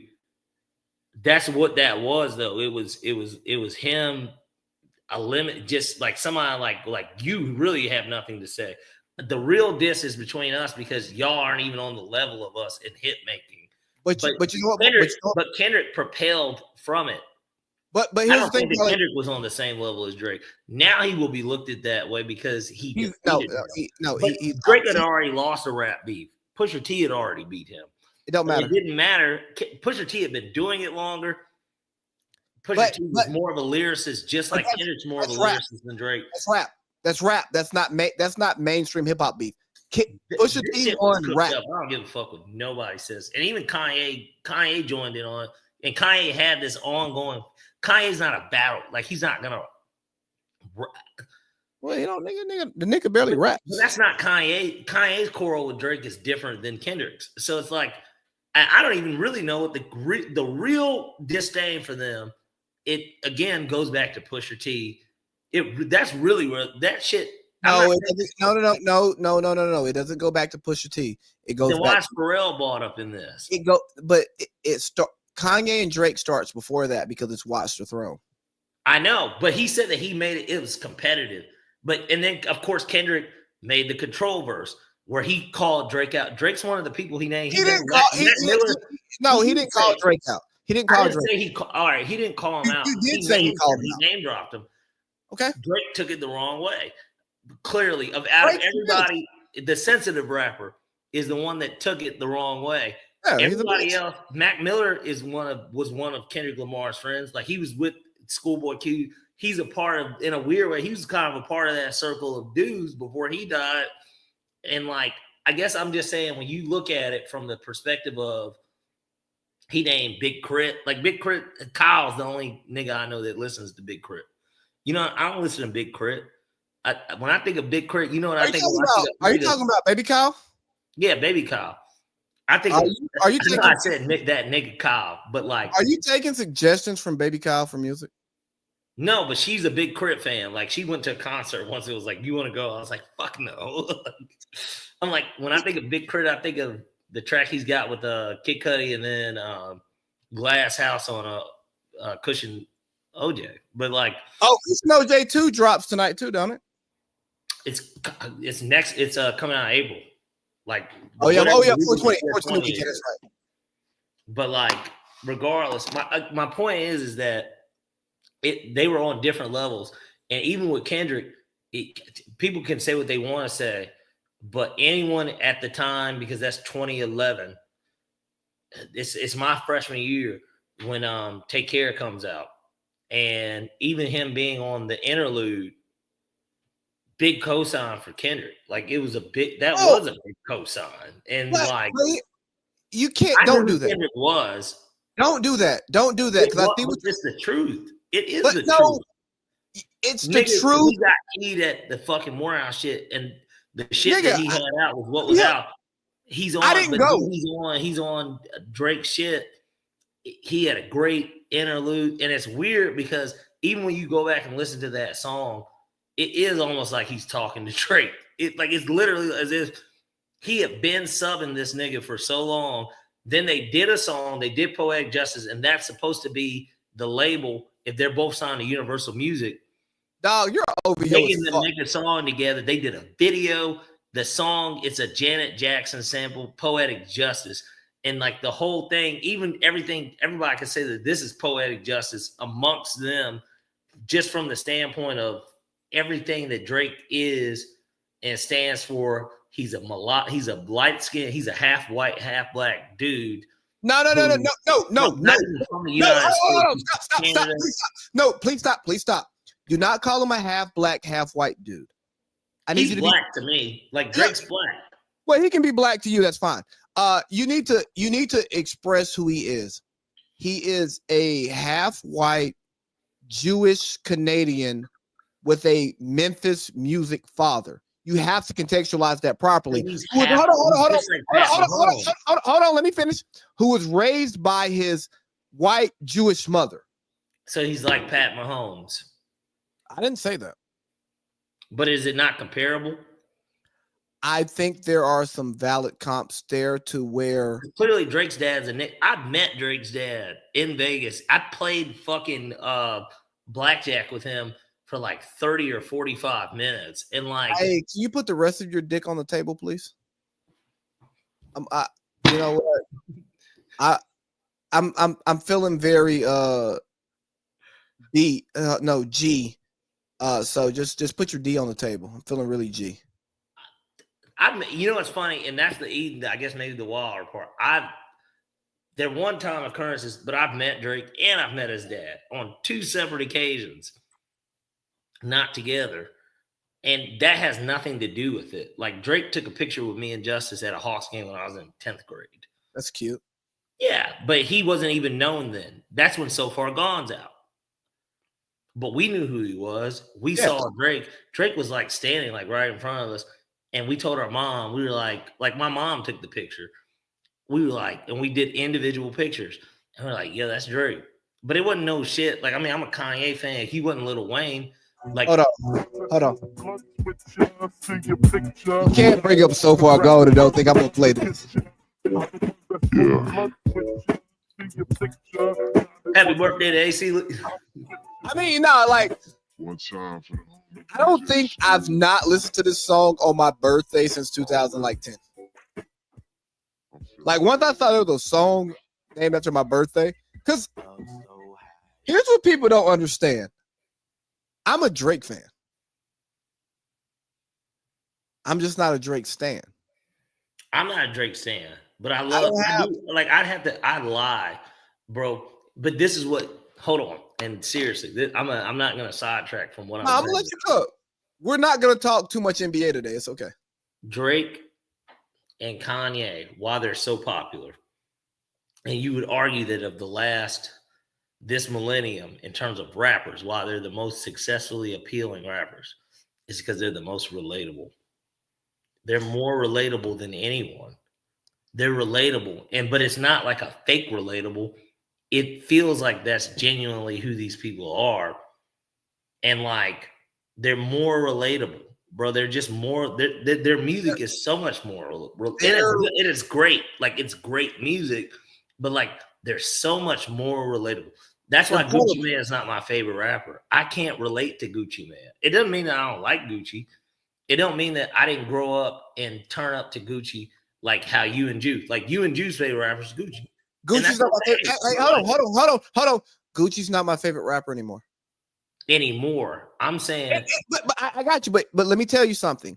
I would, if somebody asked me who's your favorite rapper, who would you say today? Out of my mouth, in my brain, I would say Gucci Mane. Your dog's name is Gucci. Yes, but hold on. If you go to my Apple Music and see what I listen to, if you go to my YouTube Music and see what I listen to, Future's my favorite rapper. And that's fair. And honestly, let's be real. He's relatable too. Exactly. I can relate more to Future because Future. Here's why I can relate to Future. All right, let me get. No, I know. Hold on. But you didn't even why they were so relatable. But the reason, it's the same reason why Future is. It's all the same reason though. Because what these guys talk about and the level of vulnerability that they have in their music, all three of them. Because I'm a Kanye fan of his music, not of his closet Drake fan. I'm not a closet Drake fan. You are a closet Drake fan. No, I'm a public Drake fan. Would you go to Drake's concert? I've gone to Drake's concert. If he did a stadium tour, you wouldn't resell your tickets. You'd go. No, I'd go. All right. I've gone to Drake. That's all I wanted to hear you say. Go ahead. Yeah, go. When Drake and Migos did Atlanta, I went there for my birthday. Okay. Shout out to my concert date. But no, like I'm a Drake fan. I'm a Gucci fan. I'm a Future fan. But like when it comes to like Drake, Kanye, and Future, they are vulnerable rappers, and they talk about women and the challenges of having women in your life because it's necessary, and it can be a necessary evil, right? It can be a necessary good. Like they talk about the things that you go through with women. Or you go through with yourself, like Kanye. Like Kanye's a fucking sex porn addict, and I'm not a sex or porn addict. But like, I mean, there's been points in my life to where, I come home from work, I'm watching a flick and catching a nutty at 6:30. You know what I'm saying? No, for sure. And then like I'm going on with my day, so like I can understand. I relate to the things that they talk about because what they talk about is not selling dope, killing, kicking doors, or Well, it's normal shit. It's even though they legitimate talk about, relationship shit. yeah, It's like everyday shit. like my favorite song by Future is Too Comfortable. It's a real Because it's like, hey, that is not your favorite. That's your favorite Future song ever. yeah, it's my favorite Future song. Yeah, It's my favorite within his last like no, that's my favorite Future song. 45 years. But It's like, my favorite. It's my favorite Future song because it's his most relatable song to me in my life. Because my thing is, I'm a pretty good partner to somebody who knows me and accepts me, right? But at the same time, girl, don't ever get too comfortable because I'm gonna give a shout out here. No? that who's?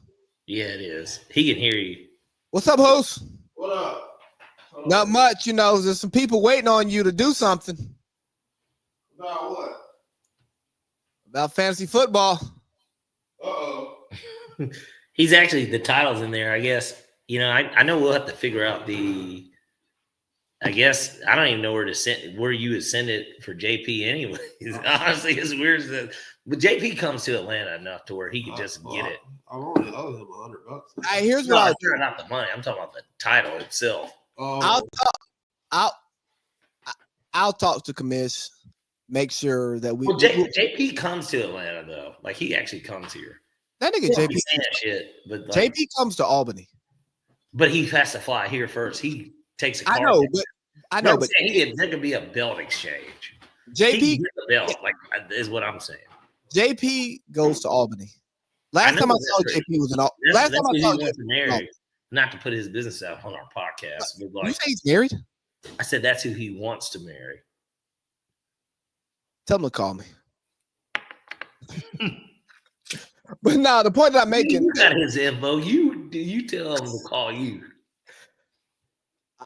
That was better for podcast content because I made an inside joke that you got. But the point is, the song Too Comfortable, it relates to me so well because, hey, lady, I rock with you and I'm going to do right by you as long as I'm rocking with you. But the second you get too comfortable, don't think I ain't who I was before I was with you. And don't get me wrong, like as a man, I should not get too comfortable with a woman either because she can be who she was before we got together, or she can be who she wants to be after she's done with me. So I'm not saying it's a one-sided thing, but like that's a very relatable song for me. So that's why that's my favorite Future song. Golly. You know what I love about this show today, Parlay Pete? What's that? We actually created a script and we're not going off of it, but we're so coherent that it doesn't fucking matter. Well, because we're speaking that real as we do every week, typically Wednesdays, 7:30 to 8:10. Yeah. The Sorry, guys. But the point is too, and look, the people that do listen, that's exactly why they love it. And so, but yeah, they're the relatable ones. And so, like, that's why their music's more appealing because more people can literally relate to it. Like, you can't relate. Like, I was listening to Drake last night, and I think I said this to you and Boink before I came back home, to where I said it was for me. And I'm not going to speak on the experience and everything that happened because we've been talked about it. But, like, the thing is, for me, I felt like I had almost like some sort of a reawakening. In a sense of, it was almost like a therapeuticness. And I'm not saying that I lost my smile because I never lost my smile. But for real, if I had to tell you how reset I feel, reset wise, I feel like it's 2019. Like and it's nothing, and it's weird because that's the timeline of my daughter being born. But I think that in terms of me as a person and my personality, feel like I have my smile back. I really do. And I don't want to credit that because I don't think that that's really what it is. I think that just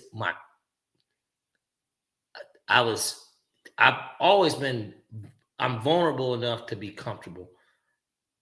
but I feel like in that setting and having overcome some of the stuff personally that's happened for me in the last really almost a year now coming up when it started, but July is when it started to get worse. Yeah. Like, I don't know. I don't know. It feels like a reawakening. And No, like that's bro. the best way that I can describe it. Like I just feel so much better. Like in a sense of even today, Katora was like, "What's wrong with you?" I'm happy. You know what I mean? Like, but I'm just saying in a sense of, and I won't get too personal with that, but I'm saying in a sense of I ain't do nothing wrong to her or nothing, but I think that she could see it because it's so much more. I don't know. It's almost like it's giving me more of a reason to smile. Like I mean, and so I just yeah, like but the related. My point is to relate it to the music and stuff.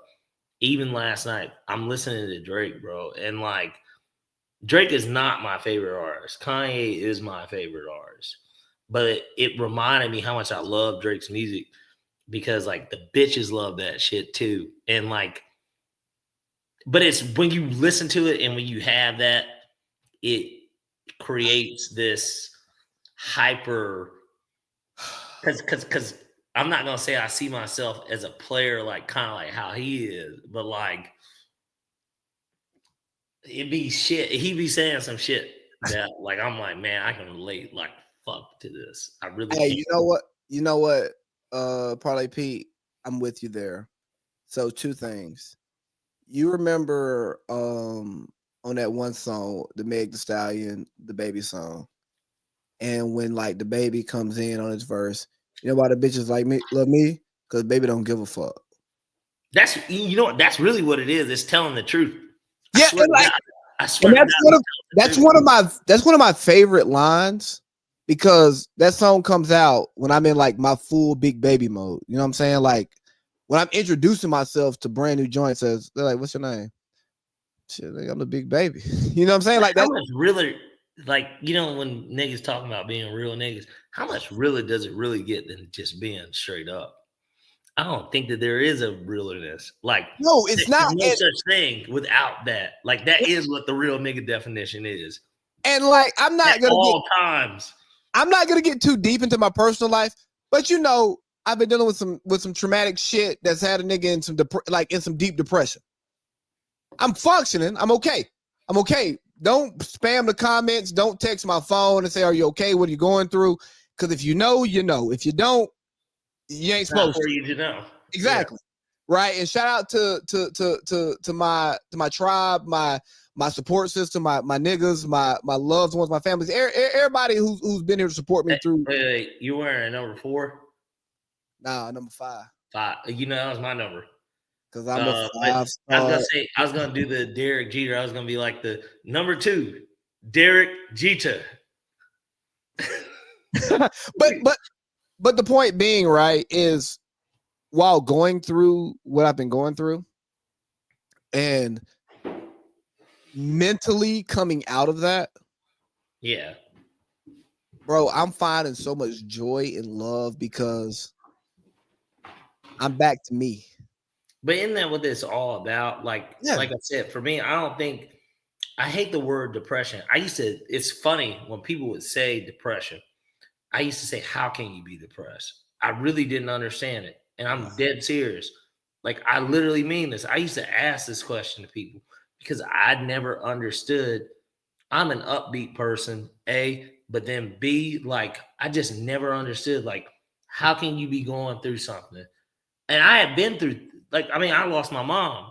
You know what I mean? Like I experienced what I feel like, I don't know. I think that's the ultimate loss. I think that's the ultimate loss. Especially if you're a mama's boy. Like, I mean, I love my dad. I have a great relationship with my dad. But, like,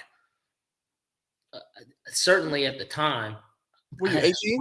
I probably had a stronger relationship with my mom. So, like, you were 18, right?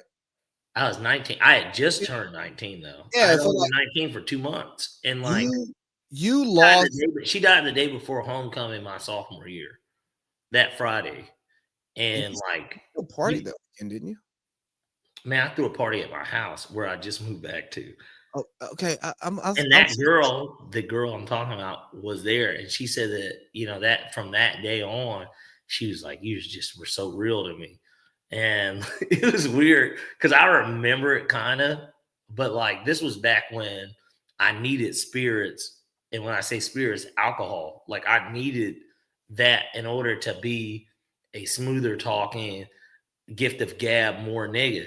I don't even need alcohol no more to do that shit. And like, it still helps propel it. I won't lie. But at the same time, my thoughts are still the same. So it doesn't really change it. And so like, she brought that shit up. And I was like, you know, it's crazy she remembered something like that though. Like what I told her that day. Because even for me, I don't even remember that. Like I remember it, but I don't remember even what I said. Because But it mattered to her. Because what you did resonated, imprint, bro. But it was an And- imprint. and because you weren't trying to do it, I told the truth. you But don't that's what got back, even though I'm not to cut you off, but that's what got back into what we were just saying. But it ain't that niggas be lying, but what I'm saying is like, I think the more upfront and the more direct and the more truthful you are, I don't even know how you can lose. Because at that point, if it ain't for you, it ain't. Like it's so even quicker to move on. Like there's nothing attached to it. Like the realer you are, like I don't even know how to explain it. It's Bro, such a I got a quick explanation for you. It's simple as when you go out and you try to have sex, you may get lucky, but if you put those nights up against the nights that you didn't try to have sex and you end up having sex, yeah. the nights where you don't try usually work better because you're just being you. You ain't putting on no fronts. You're not providing your representative. You're just chilling. And then you caught a vibe, right? I'm a deep thinker. And when they talk about like Alex Rodriguez, LeBron James, you know, like athletes who like overthink stuff sometimes and end up fucking up in the clutch because they are just thinking too much. Yeah. I can relate to that because I'm super analytical. Like, bro, like before back, you know what I'm saying? Like when I was like really, really outside, before I touch something, I think about what happens after I touch it before I touch it, right? And we can talk about some situation like we won't go deep into it, but like you know, I told you about situations to where like, For sure. hey, yo, no, the vibe is here, eye to eye. Hey, as a friend, I'm asking you to help me help myself because I understand what might happen. And I know what my dumb man self would do versus what I probably should do long term, right? And I'm telling you this as my friend because I don't even trust myself. But I know if I create those levels of accountability in between, it's like, all right, bet. And you specifically, for reasons we won't talk about on this podcast, is probably in the best position because I respect what you say, and in other situations you held me accountable even though you didn't say anything. You held me accountable in a way that other people didn't. I know you don't, bro. You don't have to say nothing, but me and you know we didn't really have a conversation. But a nigga gave me a look one day, and I was just like, "Yeah, I know. You ain't gotta say shit. We here." It's weird, and maybe we can transition. I know we've been freestyle on this whole thing, and we can transition it to the culture part of it because I know we wanted to get to Kanye, but it gets to even what I said about that literally in the group in a sense of, and we can lead it into the Kanye, but like we weren't talking him specifically, but it was, you know, Super Bowl into that, but like even when it comes to that stuff, I think that the idea of, which is why I love Kanye so much, is his music majority, but the idea of somebody that is bold enough to mental health and all say what they want to say, and he's been doing it for forever. That's what makes it weird when people are so shocked like about it. We're shocked about the content of what he's talking about, but I'm not. are we really shocked about him doing it? That's the thing. There shouldn't be any type of shock.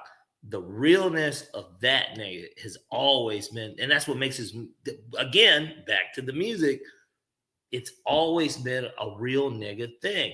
Now, I think when he lost his mom, I think that affected him greatly, and I understand it too. Another reason why I connect with his music even more. Like, he's like me in a sense of, I mean, he don't got brothers, and like, it ain't, Right. it's not the same way, but You like, lost your mom at a time in your life that you did not expect to lose your mom.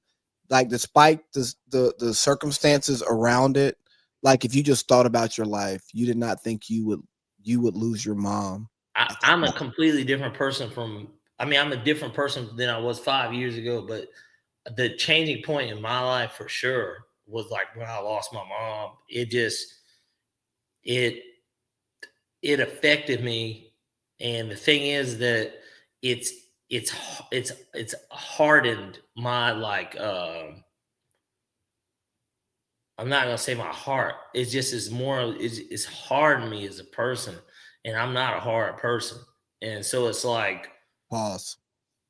yeah, but for real, it's hardened me as a person. Like, I know it has, and that was one of the things when I just said about this past week. Hey, let me cut you off real quick. Let me cut you off. It may have hardened you as a person. I won't have that argument with you. I will never argue. Not in a bad way, though. No, I know. I know. From an emotional standpoint. But hold on. I will never argue with you about how you feel internally, right? Because I can never speak to that, and I have not experienced what you've gone through. But I will tell you, as somebody who, you know what, fuck it. I feel like I'm one of the closer people in your life. You are, no doubt.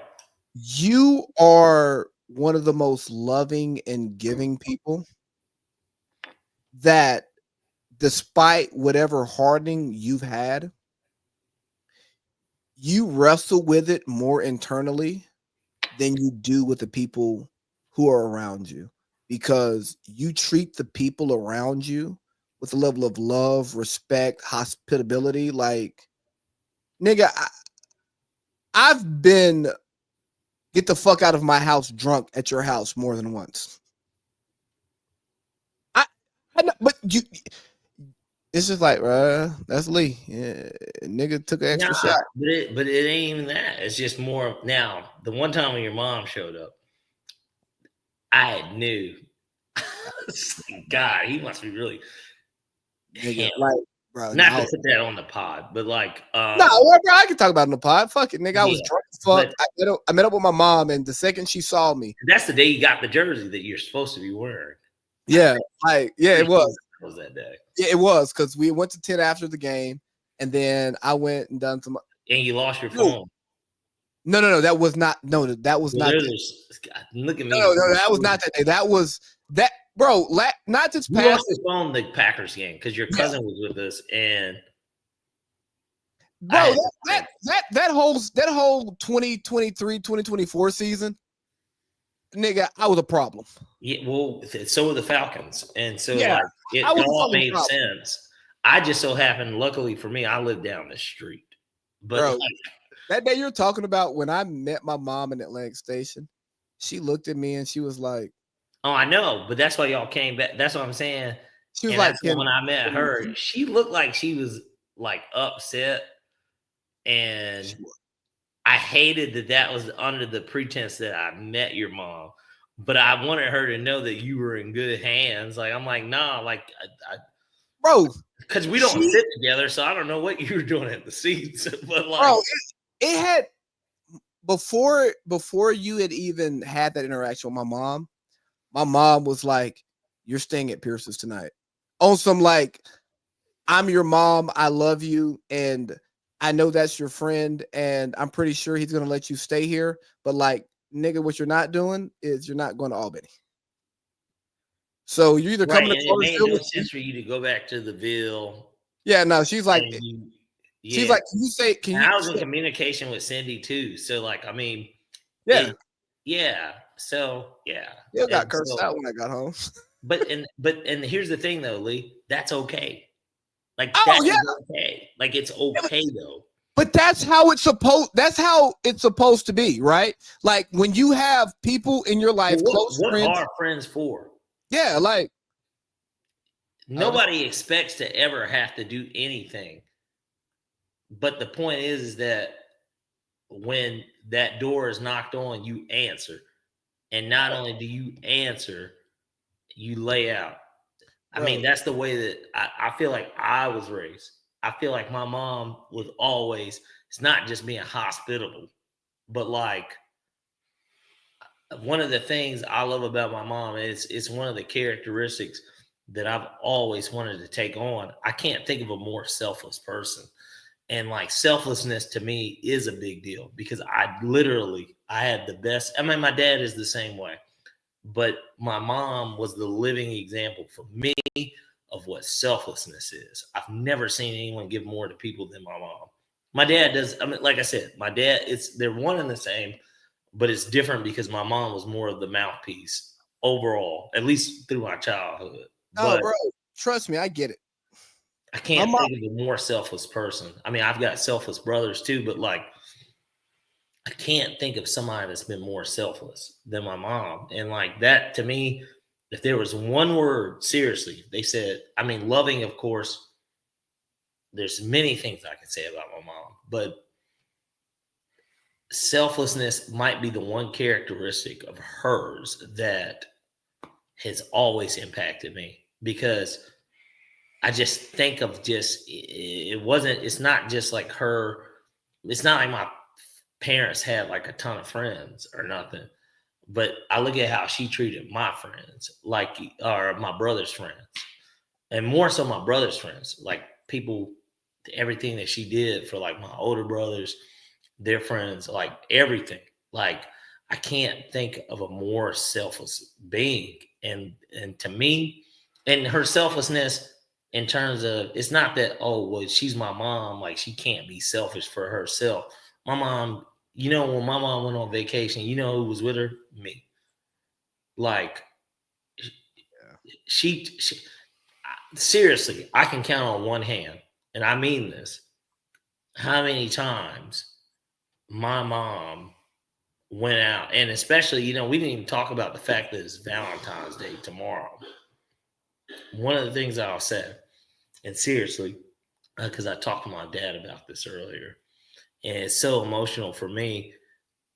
I was in the 4th grade in 2003, and at our elementary school, they surprised us with basically they posted what your parents said about you. And my mom, she wrote a letter. I hate I don't have it anymore.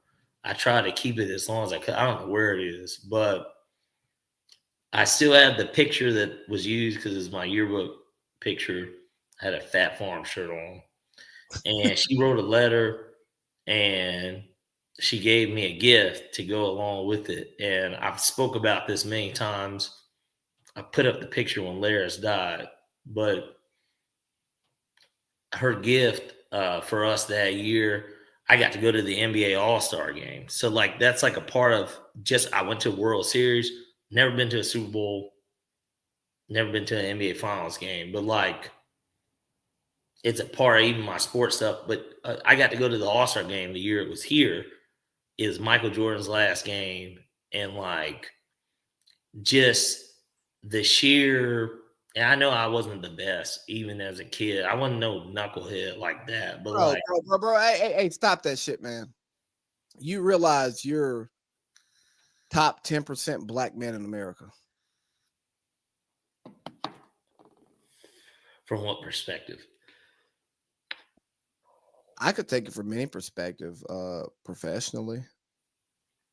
But not only professionally, just you as a person.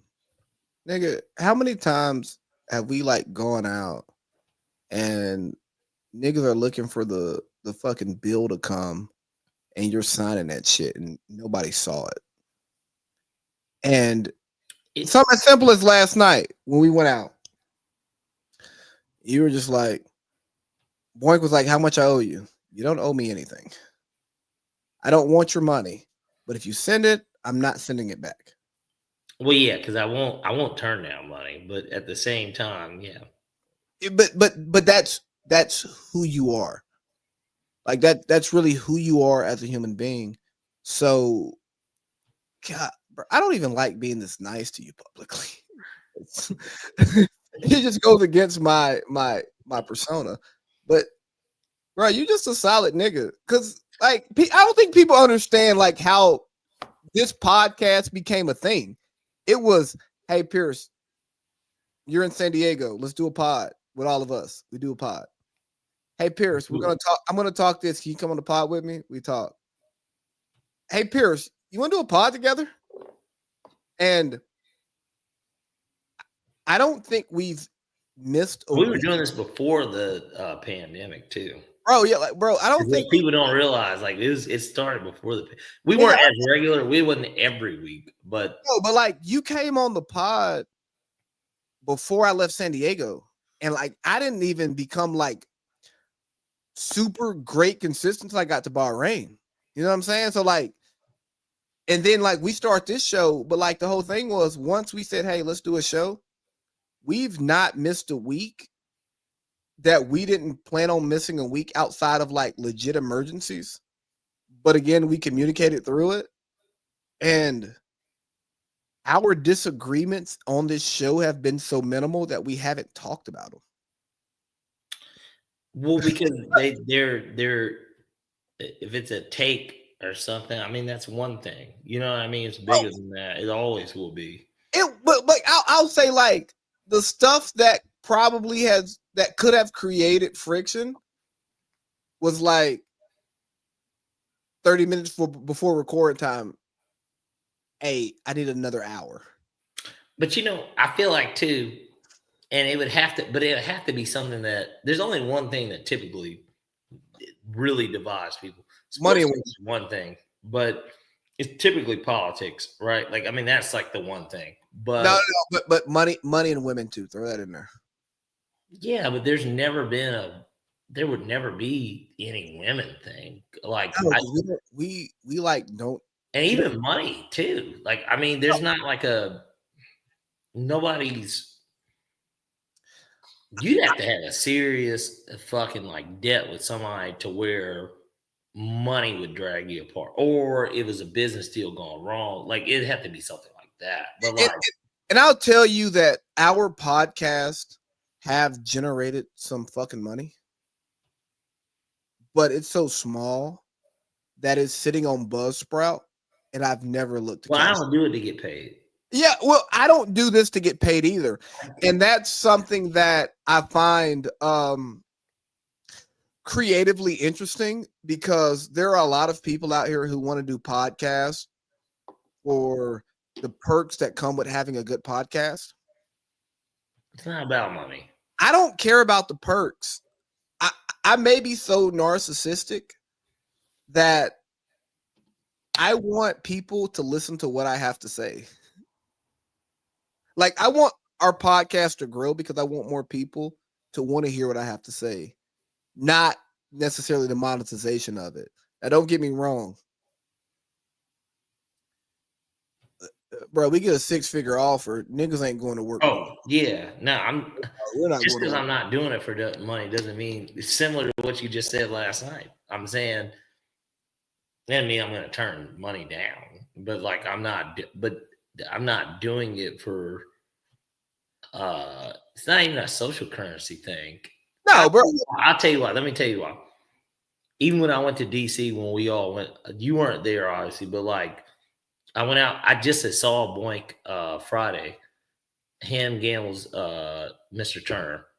Shout out to Zoe, who is probably, no offense to anybody else's wife, but like Zoe was like a friend of the family before. Yeah, well, just because we were like, I know we were. Yeah, I'm not giving us credit, but like we introduced them. So yeah, but like, but you know, that's how my dad how my dad and my mom met is through Coach Brewer. So like I can see how the friendship. Yeah, like. But the thing is like Zoe is like the coolest wife because there are multiple niggas in the crew. And none of us ever tried. No, we don't even have to say it. Yeah. We but we didn't even try her from the get go. Like I'm saying, from the get go, that wasn't even like our prerogative. If that makes sense. Like, nah, she just everybody thinks that niggas just want to have sex with everybody, but like literally, none of us tried. So like, I mean, we met me and Jew specifically before Josh, anyone. It's me and Jew because me and Jew were roommates. But like me and Jew met. Matter of fact, me and Jew might be the only roommates out of the group of everybody. No, me and Boyd lived together. Yeah, but afterwards, I'm talking about initial. Okay. Like Josh's roommate was Berto. TPG. Yeah, nigga. This is what I'm saying, but he not. Hey, one second. This is not personal to Berto. It's not. But ain't that TPG shit just some? Let me get some pussy out here by showing niggas how to be men. I won't speak on that, but what I will say is because you won't speak on it means you agree with it. No, that didn't mean I agree with it. What it means is that, you know, it's his brand. So like, he's a Morehouse business guy just like me. Here, we're not about to get into that, but I would just put that shit out there, bro. Like, you talk about how to be the perfect gentleman, nigga. You built this brand at like 19, nigga. Spell gentleman at 19. And but ambitiousness. I mean, he stuck with it. So like, I'm not mad at him. I've been to his parties. Yeah, I get it. It's almost like I don't want to compare it to Diddy, but like it's a who's who type this shit. Like it's some. Well, I want to create these sophisticated. Yeah, I know. Party ideal thing. I mean, Berto had been in my parties, but like, and even the parties that like we would throw, like, I don't be thinking about that shit. Like, I just, and maybe that's my loss, but like, I wasn't thinking about branding being the guy. You know what I mean? Like, I never thought about that. Like, that's just not me. I felt like I was already a guy. Like, I always have thought that, not in an arrogance aspect of it, but like the thing is that like, I'm like, for me, I already knew I had shit that was going to be going for me. I think I'm pretty cool. Like, you know what I mean? But like, I'm told it, but I don't, you know, cause that, you know, that's the funny part about being somebody or feeling like you can be somebody is that like the acceptance of your peers, the acceptance of everything, whether it is that way or not that way. There's many different ways that people can view success and what it looks like. And so for me, I don't even be thinking about that shit. Like, even through the years, like, I've never thought about that. Like, there are people, not because of what's happened, but let's say none of that happened. Josh Holsey is someone I look at as somebody is a model of success. It's so funny that y'all are like, he could be a politician, but Josh is someone I look at so admirably. Not that I don't look at everybody else the same way either, but I think we all even view Josh as somebody that like, yeah, we know who he is as a like, you know, we know who he is. No, but like Josh, but there's a certain type of like, and of course it helps that his dad is who he is, like that helps. But like at the same time, that ain't why I view Josh that way. I view No, Josh similar to everything that you just said about me. Not that I don't think it about you. What I'm saying is that, like, I think the same thing about Josh. Like, no, I like it. And for people who watch the show regularly, we shit on Josh a lot. But part of us shitting on Josh a lot comes from like a deep place of love and oh, it's love, it's respect. yeah, like because like the conversation we had about Mr. Perfect, fuck you. yeah. So like it's funny because I talked to Josh. It's No, it's not at all. Like I talked to Josh today, right? Because really? On the phone? no text. His dad was talking to Congress today, Of course. and he sent me the video to watch. So I was like watching the live feed today at work, and I'll tell you how I feel about it off mic, but You He's- think he's- he might be up? It's 8:55 there. I was gonna say we can get him on just so that nah, don't stroke his ego. no, but like here's the thing, right? I was like, we could just blow Josh right now. Yeah, I don't want to talk to him after being nice to him after I've like shit Well, on. the Super Bowl too was just Yeah. that would have been one of the reasons. But But like nigga sends me he sends me the video and like I immediately just hook up the iPad. Like I'm sitting in the office and I'm like, let me just turn this shit on and like watch it. And I'm like watching it. And the way that his dad approached all of these different topics, you go, I see why he sits there. But then when you look at Josh and his Navy success, you look at his younger brother and his success and where he's going, like nigga went to UVA undergrad and getting his fucking MD from you. Josh reminds me of, this is the funny thing. He's a Josh hustler. reminded me a lot of me. And like, Yeah, we're not the same, but there used to even be a time where people thought that we might have been related because y'all are privileged ass niggas. But y'all I wouldn't say that. I wouldn't say no, y'all are privileged but not entitled. Sure, you could compare it that way, bro.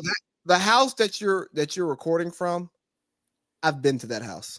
Yeah, look. There's a whole. Yeah. So I mean, look, everybody can see all the windows and stuff behind me. Yeah, I mean, so my dad worked hard. Like, yeah, so that's how I can say it. when I say y'all are privileged, it's not a knock. It is. I don't feel that way. Yeah, I know you don't. This is more so for somebody who listens to this, right?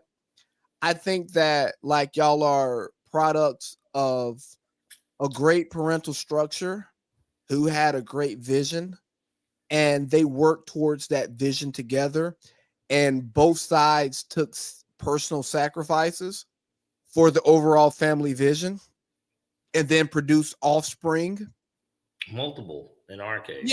Yeah, but like produce offspring like That's how we live here. that understand who understand what their parents earned, but also understand what their parents did to earn it. Because I'll tell you a great Josh Holsey story, right? And I've told you the story before, and I may have told it on the pod. I don't remember. I talk a lot here. We go out one night with some of his coworkers, and he has on a G-Shock, and they are shitting on him for wearing a G-Shock because Josh Holsey, like I know Josh Holsey. The nigga doesn't give a fuck. Like, not even in a bad. That's just not Josh's style. Like, Josh is just like. Well, Josh told me something about his dad giving him a watch. Go ahead. But like his Instagram name is just Josh, and that's really who he is. That really is it. Yeah. And like they're shitting on him, right? For having you like brought up his Instagram. Yeah, no, but like, it aligns with who he is. Like they shit on him for having the fucking G-Shock. Yeah, but who was it? White boys? Yeah. And Josh didn't flex. And I was just like, he has a Breitling and a Rolex like at the house that he just doesn't wear because he doesn't give a fuck, right? Yeah. And they were like, hold on, Josh. You got a Breitling, a Rolex, and you're wearing a G-Shock? And Josh didn't even want them to know that he had those watches. Here comes you, the loud mouth. Nigga. But I did it to make a point because these were non-black people. They were white people And who they're were trying to they're like supposed to be peers, but they're downplaying him. they're downplaying him. He's like, and I'm just like, And what were they wearing? nigga, Michael Kors watch, nigga, like Yeah, 253. They just Ain't wear a nothing 200 wrong with Michael Kors. My first watch was Michael Kors, but like, yeah, bro, like they it ain't like they had some crazy fly shit. I'm just like, yeah, no, I think it's nasty that Josh is wearing a G-Shock on a Friday night too. Don't get me wrong, like, but you don't have to wear nothing. Like, I hated. I didn't wear my Rolex and shit all the time, but like, but Josh is a nigga who wears the watch every day, so he doesn't take his watch off. understood. Like, So, I didn't wear my Rolex at all. Period. Where he's getting dressed on Friday night, he's not saying, bro, we're just hitting the bars. I'm not putting on the fly shit. Because again, Josh Holsey, here I go into my Josh Holsey fucking bullshit. Josh has the biggest dick in the party. Doesn't matter. It doesn't matter. Doesn't matter. We could do a measuring contest and he can come in last. But in his mind, he has the biggest dick in the party. And I say that from a confidence point of view. Ooh, he's up there with me. No, like Josh Holsey has some of the nasty, like Josh Holsey is rookie year Austin Reeves. Hey, LeBron, I got this. Second year, like, but like, hey, I'm gonna go get this bucket, bro. Yeah, No. Fair way to look at it. I don't need that pick. No, you need the pick. No. I'm gonna get this ISO. Yeah, no. 1-4 flat, baby. I'm killing. But like that's the way Josh Holsey moves. So Josh is like, bro, if you're worried about me wearing this fucking analog, you're worried about the wrong thing. If you're worried about this watch, hey, this watch doesn't penetrate you. It doesn't penetrate you, and it doesn't get you a bitch either. Like, I mean, so it's just kind of and like, I got it, but like, I'm not tricking. Like Josh ain't me. I'll trick. Josh is actually, that's the one thing I've always known about him. He's a man's man. But he's frugal, and so like Josh is cheap. Now look, everybody knows me. I'll spend my money, bro. I'll spend. Josh is fucking now, look, cheap. I also have it coming in, or I certainly had it. I mean, I still to a degree, but like I'm saying in general, I've always been somebody. I don't mind spending money. Like that has never been something for me. I like to share the wealth, like that. One way or another. Pierce, we're built the same way. That's what I'm saying. The money's gonna come back. It's gonna come back, or just in general. Look, we can here. Hey, bro. We have fun tonight. I know I overspent on the fun, but I love the fun so much. I'm okay. Josh Holsey doesn't want to overspend on fun.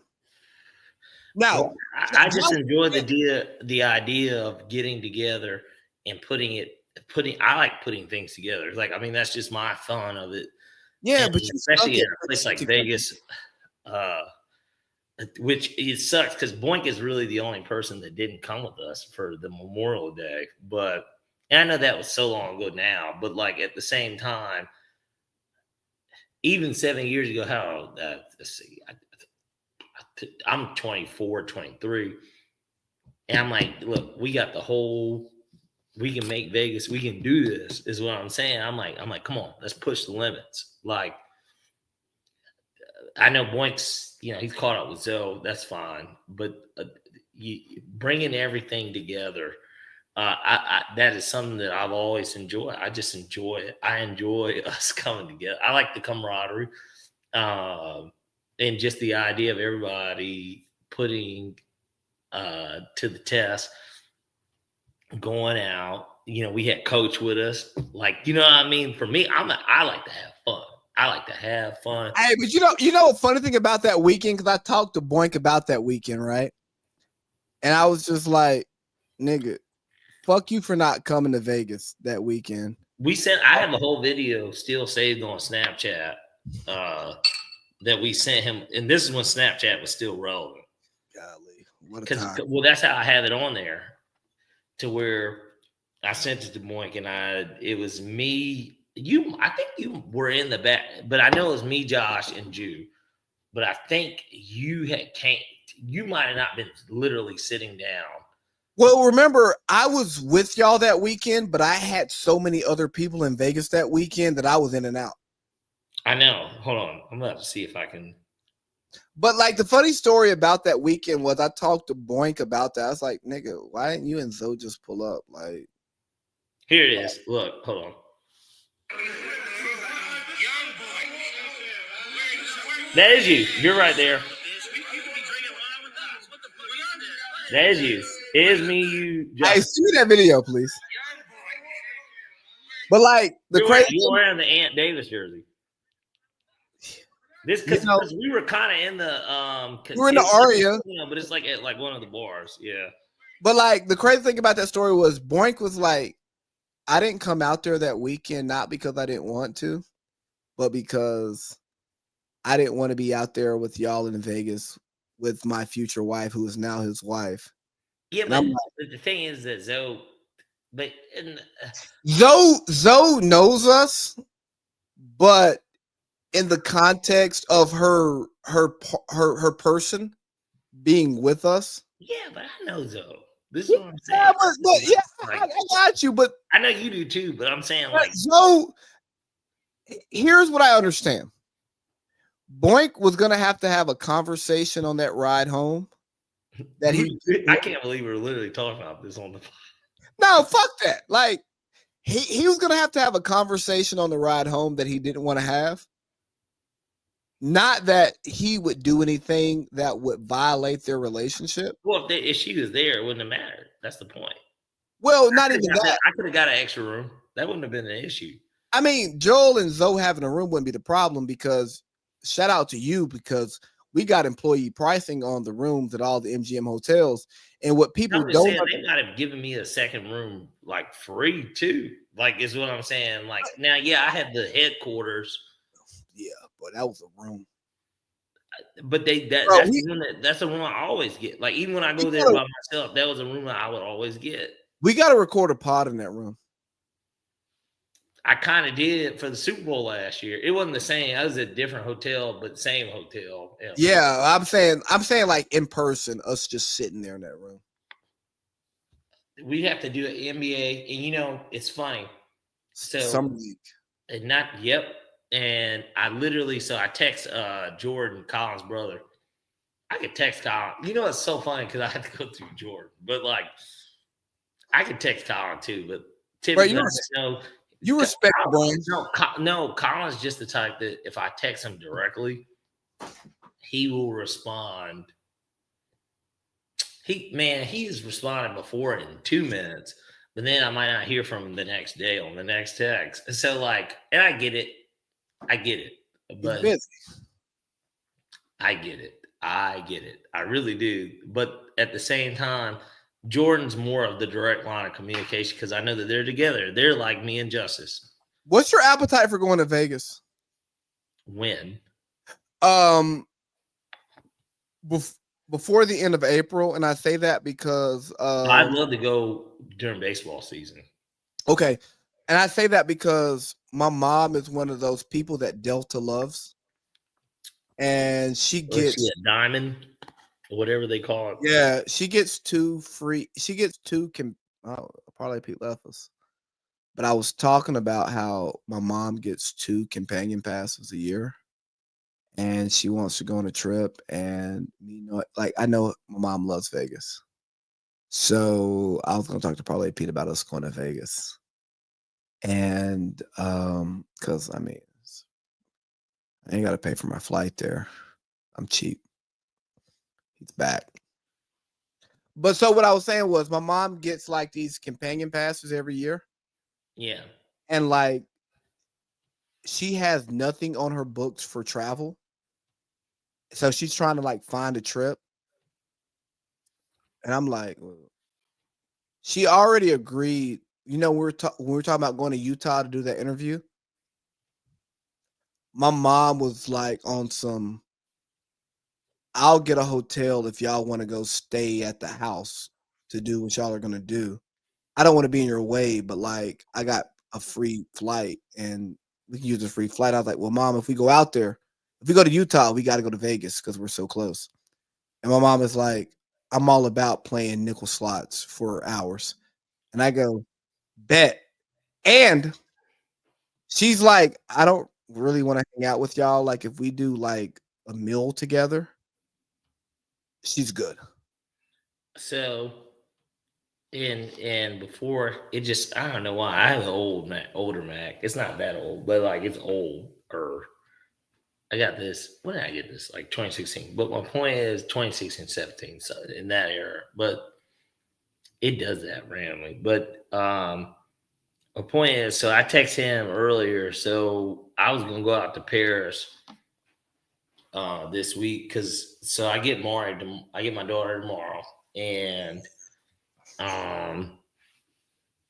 I you know, I know women and stuff, and actually, I'll send it to you real quick. But like, you know, they were enticing me to get out there, and I wanted to go. I really did. It rained all week, but I knew I had to move my stuff. It was a lot of stuff going on. Hey, and nigga, I told you, bro. Like, nigga, call me if you need another fucking hand. I know you've got your ego. I did it during the day though, but I told you I was going to be doing it during the day. Like, it was never going to be. I know, but unless you were able to do it, nigga, I'm about to send you something. But it was during the day. But regardless, my point is, so I text. Actually, that's why I was on my phone. I text Jordan. You know, just hey, what's going on, bro? You know, I hadn't talked to him in a minute, and I'm just like Jay Sex. I said, "How we doing, bro?" So I'm like, you know, what we doing All-Star Weekend? Because Colin was on the floor for one of it, but he's like, my boy. He's like, we're in Salt Lake City. I said, I thought about jetting out there. What y'all boys got planned with the eyes? And he was like, he hurt his ankle at SMA, so we just chilling. Where you at, bro? And I said, well, nigga, you act like I don't watch basketball and bet on it. I said, I know that Colin's hurt, A, but B, and I get it. I know he's not thinking about that, but at the same time, I'm like, nigga, I know that the nigga's hurt, but that's what I'm like, are y'all gonna be out there? We had thought about going, but the girl that's out in Paris, I just sent you a text message of what she sent me. They were, it was one of her girls' birthday parties, and I was kind of just like, yeah, but that's what she sent to me. I'm thinking. At first, I thought because she sent me 2 videos. The first one was her, but it was like face profile, and based on what I'm thinking that was her. And I'm like, so you just sent me other bitch shaking her ass. Like, I'm like, you know, basically, I'm just kind of like, what are we doing? Yeah. And you know, it didn't change nothing. Like, I mean, I wanted to go. The flights low-key just weren't going to work out in time for me to be back in time for what I have to do, which is my daughter. That's number one, picking her up and doing that. And so, like, and then it's Valentine's Day tomorrow, too. And so, bro, I'll tell you something about this Valentine's Day stuff, right? One of the biggest mistakes that I made, like, at some point in my life was that I did Valentine's Day wrong in that we're broken up stage and we ended up getting back together. And I went out of town for Valentine's Day. And the crazy thing was I didn't realize it was Valentine's Day when I went out of town. But like, what do you mean? So I was in a relationship. We broke up like late January, early February, right? And then one of my good friends was going to be in the area, but not where I actually lived. I was on the West Coast, and we met up in on a West Coast city. And so I flew out to meet with my partner that weekend, not realizing that it was Valentine's Day weekend. Mm-hmm. And so I was out there kicking it, having a good time. And the way that being away on Valentine's Day resonated, I was like, oh shit, I fucked up, because I wasn't on some Valentine's Day shit. I was just on some my niggas on the West Coast, so I'm gonna pull up on them. Give a fuck, the story wrote. You want to tweak it up with me, and I'm The only ball brother in San Fran this weekend that's playing. I mean, yeah, unfortunately, It's Melody. all right. They all good. But hey, Parlay P, you got anything else you want to throw out here? Because I mean, my God, we've passed the time that we were supposed to be done. No, I don't. I feel like we've had actually a pretty good off the wire type of pod today. And I feel like everybody should be able to enjoy it, especially the things that we did. We gave flowers. Of course, we talked Super Bowl. And then next week, just to give the people a little bit of a heads up, we've got Sean from Fanside coming on. And he's great. Obviously, yeah, anyone that's listened to the podcast is a faithful listener will know this. He's a homer, but that's okay. He doesn't put that. He's not a homer. Professionally, he won't let that.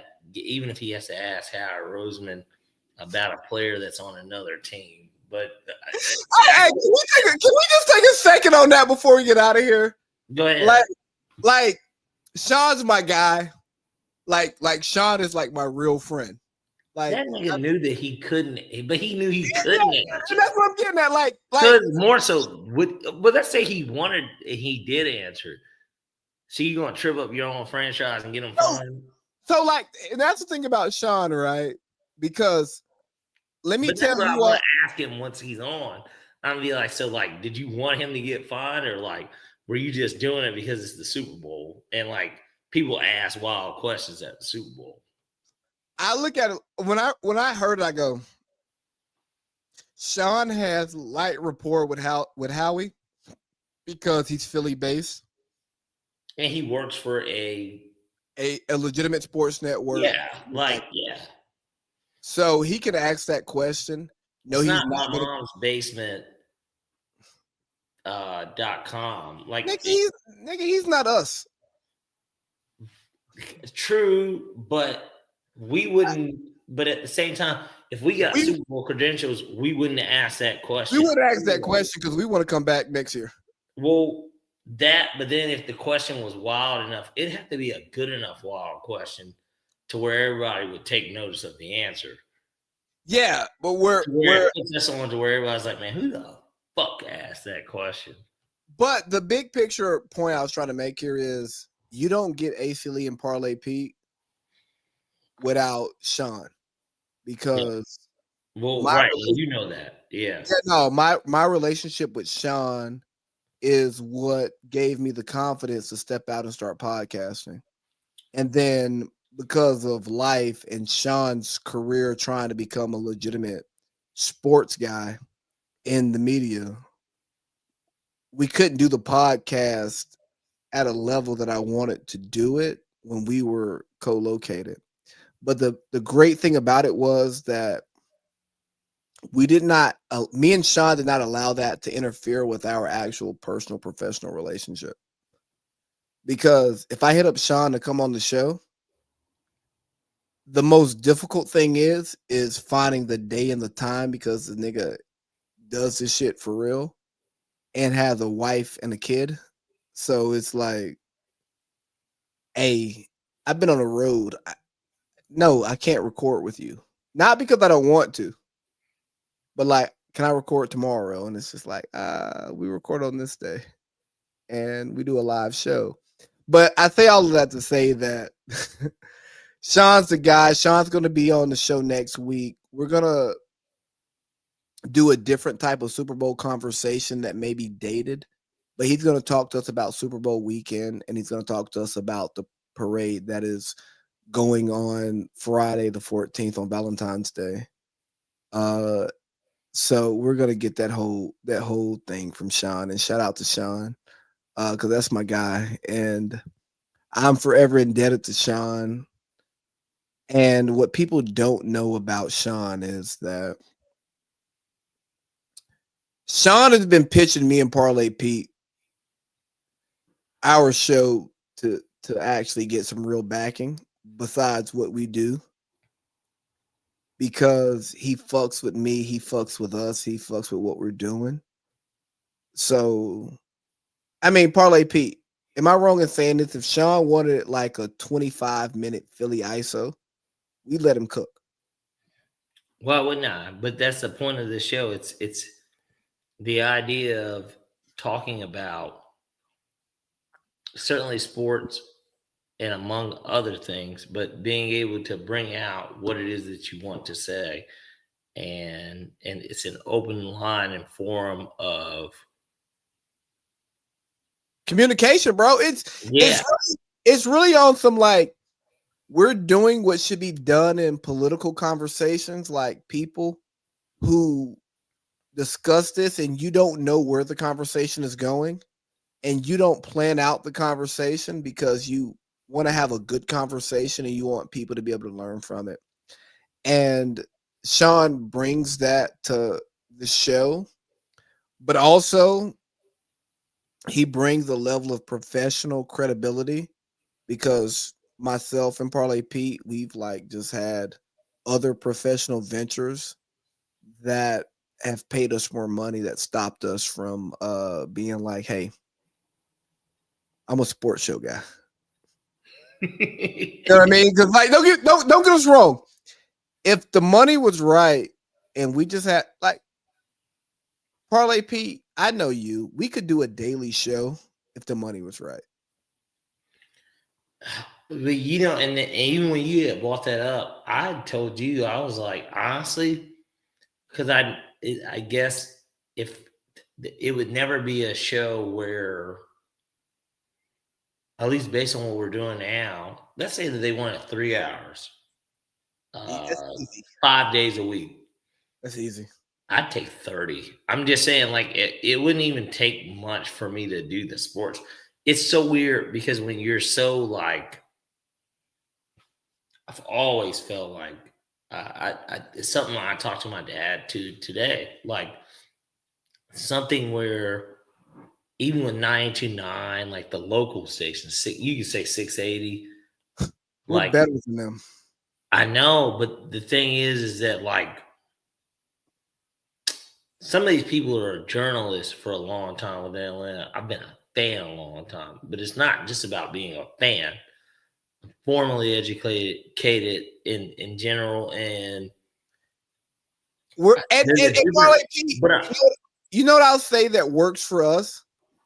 We are high functioning inebriated individuals, in the sense that like we could do a Drink Champs type show.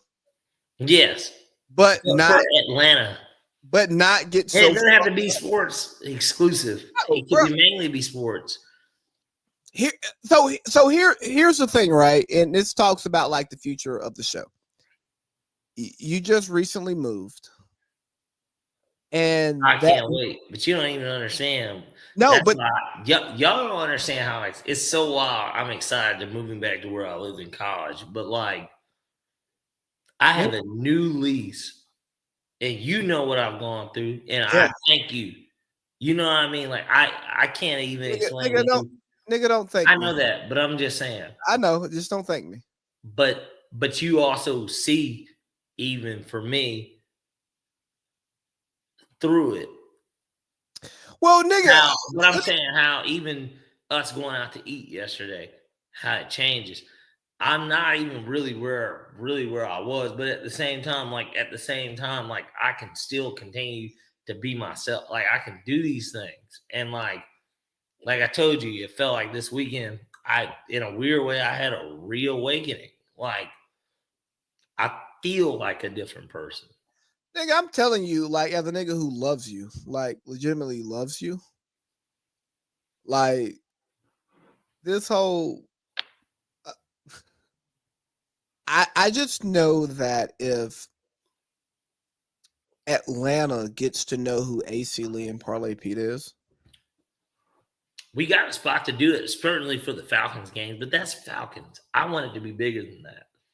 I just know that who you and I are and the way that we talk about sports and the way that we actually talk about We're real locals. the way we talk about sports with the people who care about the team we talk about, the Falcons. That's the biggest shit we do. We have a fan base that is ready to listen to us. They just don't know that we exist as a content piece. And I think that this move that you just made, and honestly, like my life situation changing, is that AC Lee and Parlay Pete become. Yeah, I'm literally telling you, by the way, not to cut this off. I'm gonna be back at the gym this upcoming week, the following week. I'm literally going up there. Between the gym, work out together, like what I mean. But between the gym and us, like being able to go grab drinks after the gym, go chill, but bigger picture, us establishing our faces in the Atlanta sports culture, for sure. Because when people meet us, and I just take this off of women, I'll tell you something right here. If you're hanging out with me and Parlay Pete, you're not going to be around ugly women. And you just won't be disappointed regardless at the end of the night. And if you don't have sex at the end of the night, it's because you didn't want to. It's because of you not finding that synergy with those women. But like we get women. You know what I'm saying? And not on some like we just get them and we just running through them. No. It's just that I'm confident that our personalities, our conversations are attractive enough to so many people that once the city of Atlanta sees us together and we become a thing, we're destined for greatness. And it's not because here's what it is.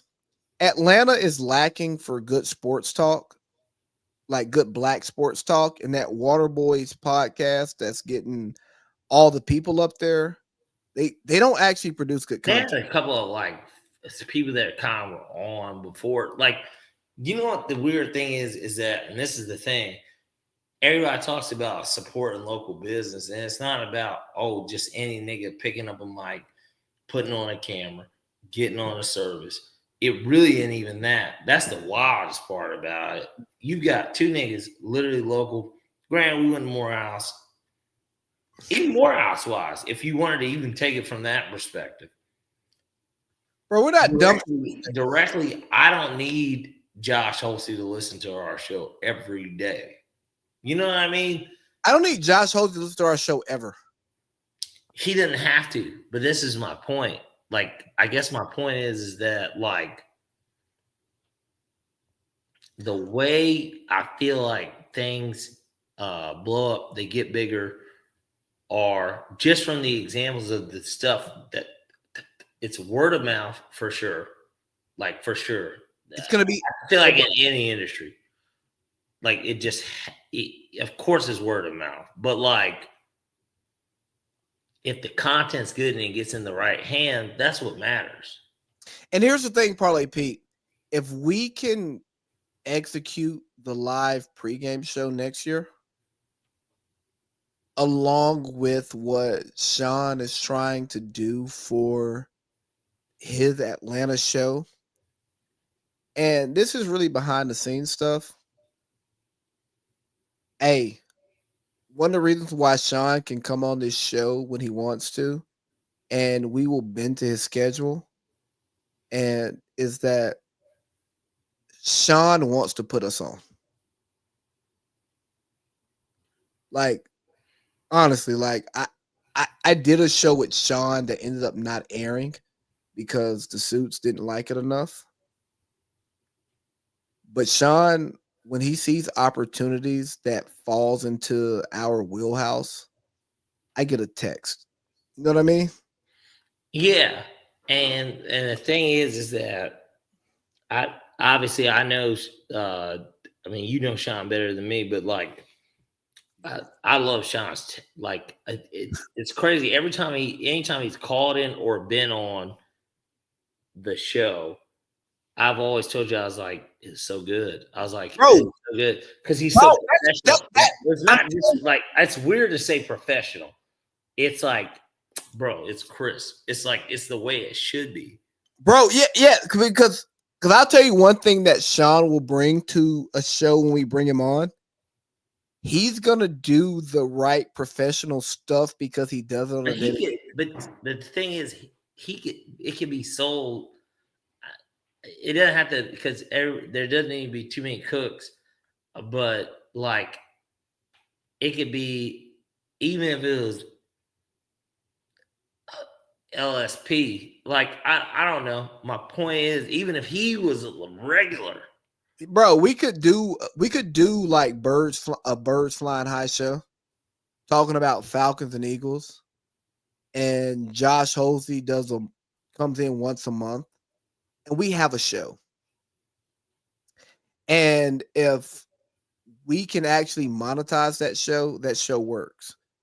But because I know Sean and I know that he's on the mic behind the scenes guy and he has a wife and a kid, I'm not gonna ask Sean to be like, hey Sean, hey, let's build this. Because we're not like it'd be different if I was in Philly or if you were in fucking Delaware where your family's at, then it's like, okay. but see, but that's the funny thing too, bro. You know how crazy it is, even with that. Have you been to Philly? Bro, I ain't been to Philly since I wore K-Swiss. So, nigga, I wasn't coming yet. You were young. Yeah, I wasn't like intentionally coming, so I don't know. But like even I mean, even as a kid for me, like I kind of knew, and not to get off the topic of what we were talking about, but I guess my point is that like because we're wrapping up right now, so anything we talk about really I know. I got my man, nah, it's such a good like the thing is like it's weird. But bro, this is one of our best shows. Philly wise though. It is. Philly wise though, like for me, it's weird because even with Josh, it gets back to even the Josh thing that we talked about earlier. I don't know why Josh is a Philly fan, but he says Donovan McNabb, but whatever. My mom, this is the thing. So, you know, everybody talks about my Falcon fan. I'm a fan because of my mom. I'm a fan. You asked why we were fans. And I'm a fan because I'm from here. Like I take pride in where I'm from, and I think that should be a representation of us, of Georgia, Atlanta, whatever you want it to be. Like that's what it should be. My mom is Julian Turner not being a Falcons fan, but being a UJ football fan is some of the next work I've ever seen. But my mom is from Wilmington, Delaware, and even if the Falcons weren't in it, my mom did cheer for the Eagles. Like my mom was kind of an Eagles fan, and she was a Falcons fan, no doubt. Your mom was a football fan. She had a McNabb and a Vic jersey. So like, but I promise you, I mean, our money went to the Falcons. Hey, Cook, I'm going to the bathroom. Go ahead. My mom had a Falcon and a Vic jersey. So she was a fan of both, but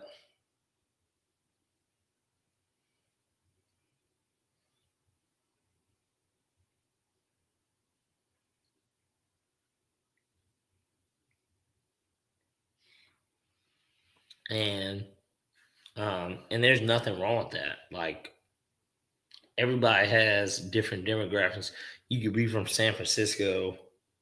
You grew up a 49ers fan when you were a kid, and maybe you remain one, but if you spend a majority of your life in a city, like let's say you move from San Francisco to Detroit,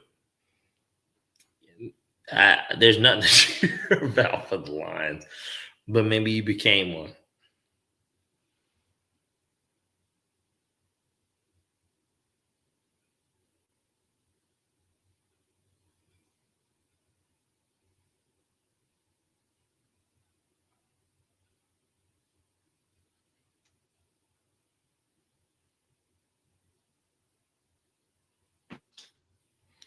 And it could go so many different directions, but that's just kind of how it is. And all I was saying, Lee, was basically my mom, like I said, even with her, she grew up, like you brought up Delaware, literally Wilmington. I mean, our 46th president, Joe Biden, has been a senator there for a long time.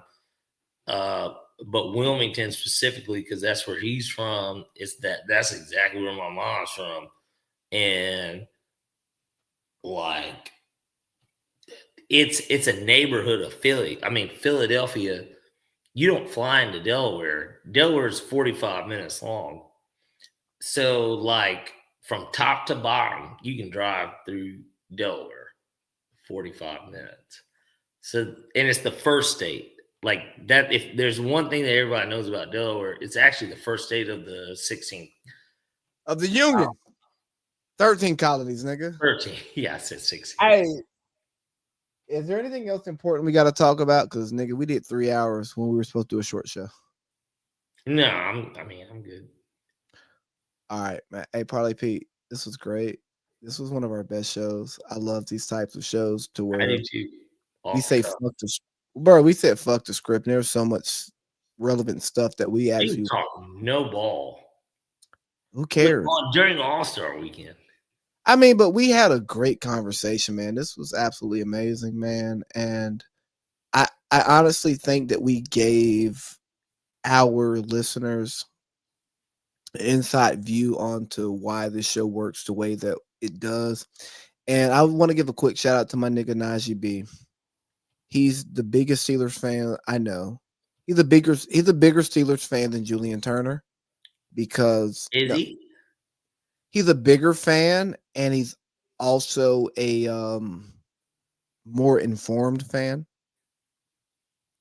More informed sounds better. But he's bigger. Yeah. I don't know, bigger see. He goes to the games, man. He goes to a game. He goes to like the rate. He's like older. Bro, the nigga lives in Dallas, and he went to a Steelers game this year. Yeah, but that's. But he went to a Steelers game every year. But he went to Pittsburgh. I know, but like, because Jude actually, his dad, they're from there. Not so my nigga, like whatever his dad did. Like my dad's a Cowboys fan. My family's from Dallas. I'm not a fucking Cowboys fan, and my mom's from Delaware, like we just talked about. But the point I'm making is, hey, like, I'll tell you, my nigga Naj, he like listens. I'm not discrediting it. But I'm just saying from the family side, Jude's a Steelers fan because his dad's like his literally Jude's family is from Pittsburgh. So like, yeah, I get his like Josh being an Eagles fan makes no sense for anyone. It makes a lot of sense. Like Donovan McNabb, but that would be like me liking Kobe and being a Lakers fan. But Parlay Pete, but hold on, Parlay Pete. Why did he pick the Eagles? Josh, this is no shot to Josh. No, but this is the truth. No, he's a Wizards fan. It wasn't a hibachi thing. Like he wasn't hibachi. He's a military brat. Yeah, I get it. He doesn't have a place. So is Jude kind of. Well, Josh's family is from places that like he really moved all around the place. Yeah, but Josh's family comes from places where there's no fandom. Like, I think his dad's from Fort Valley. I know his family's really from Georgia. This is what I'm saying. Yeah, no, Josh should be a Falcons fan. Is his dad? I've never asked his dad when I've talked and met him. His I know dad, your dad's a fucking Saints fan, but like Bro, these are the my things. This is what dad- I'm saying.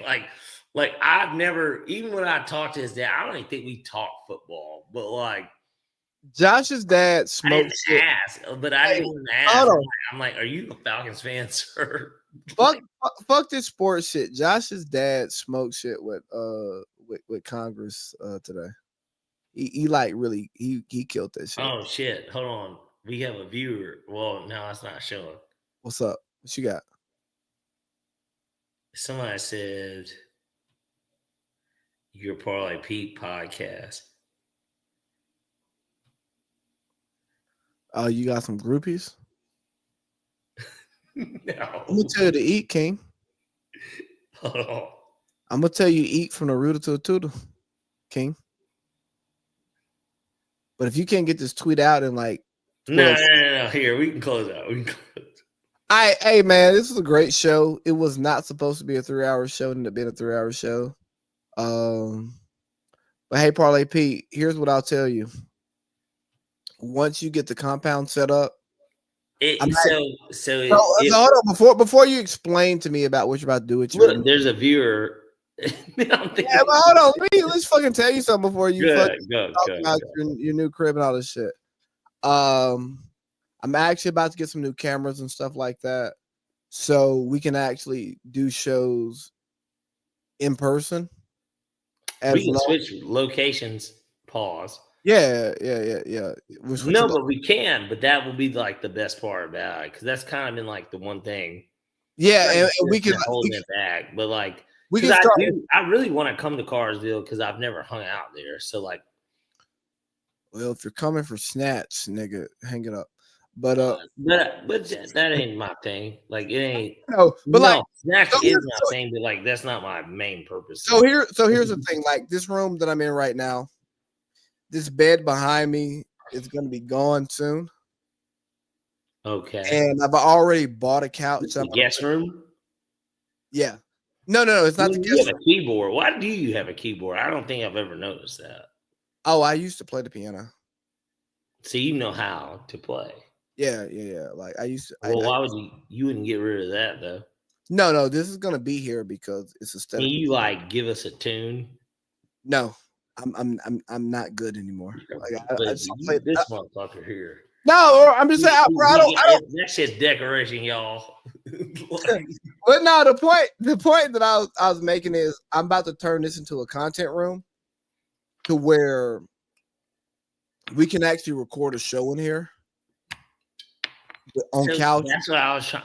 But yeah, not to cut you, but that's what I was trying to decide.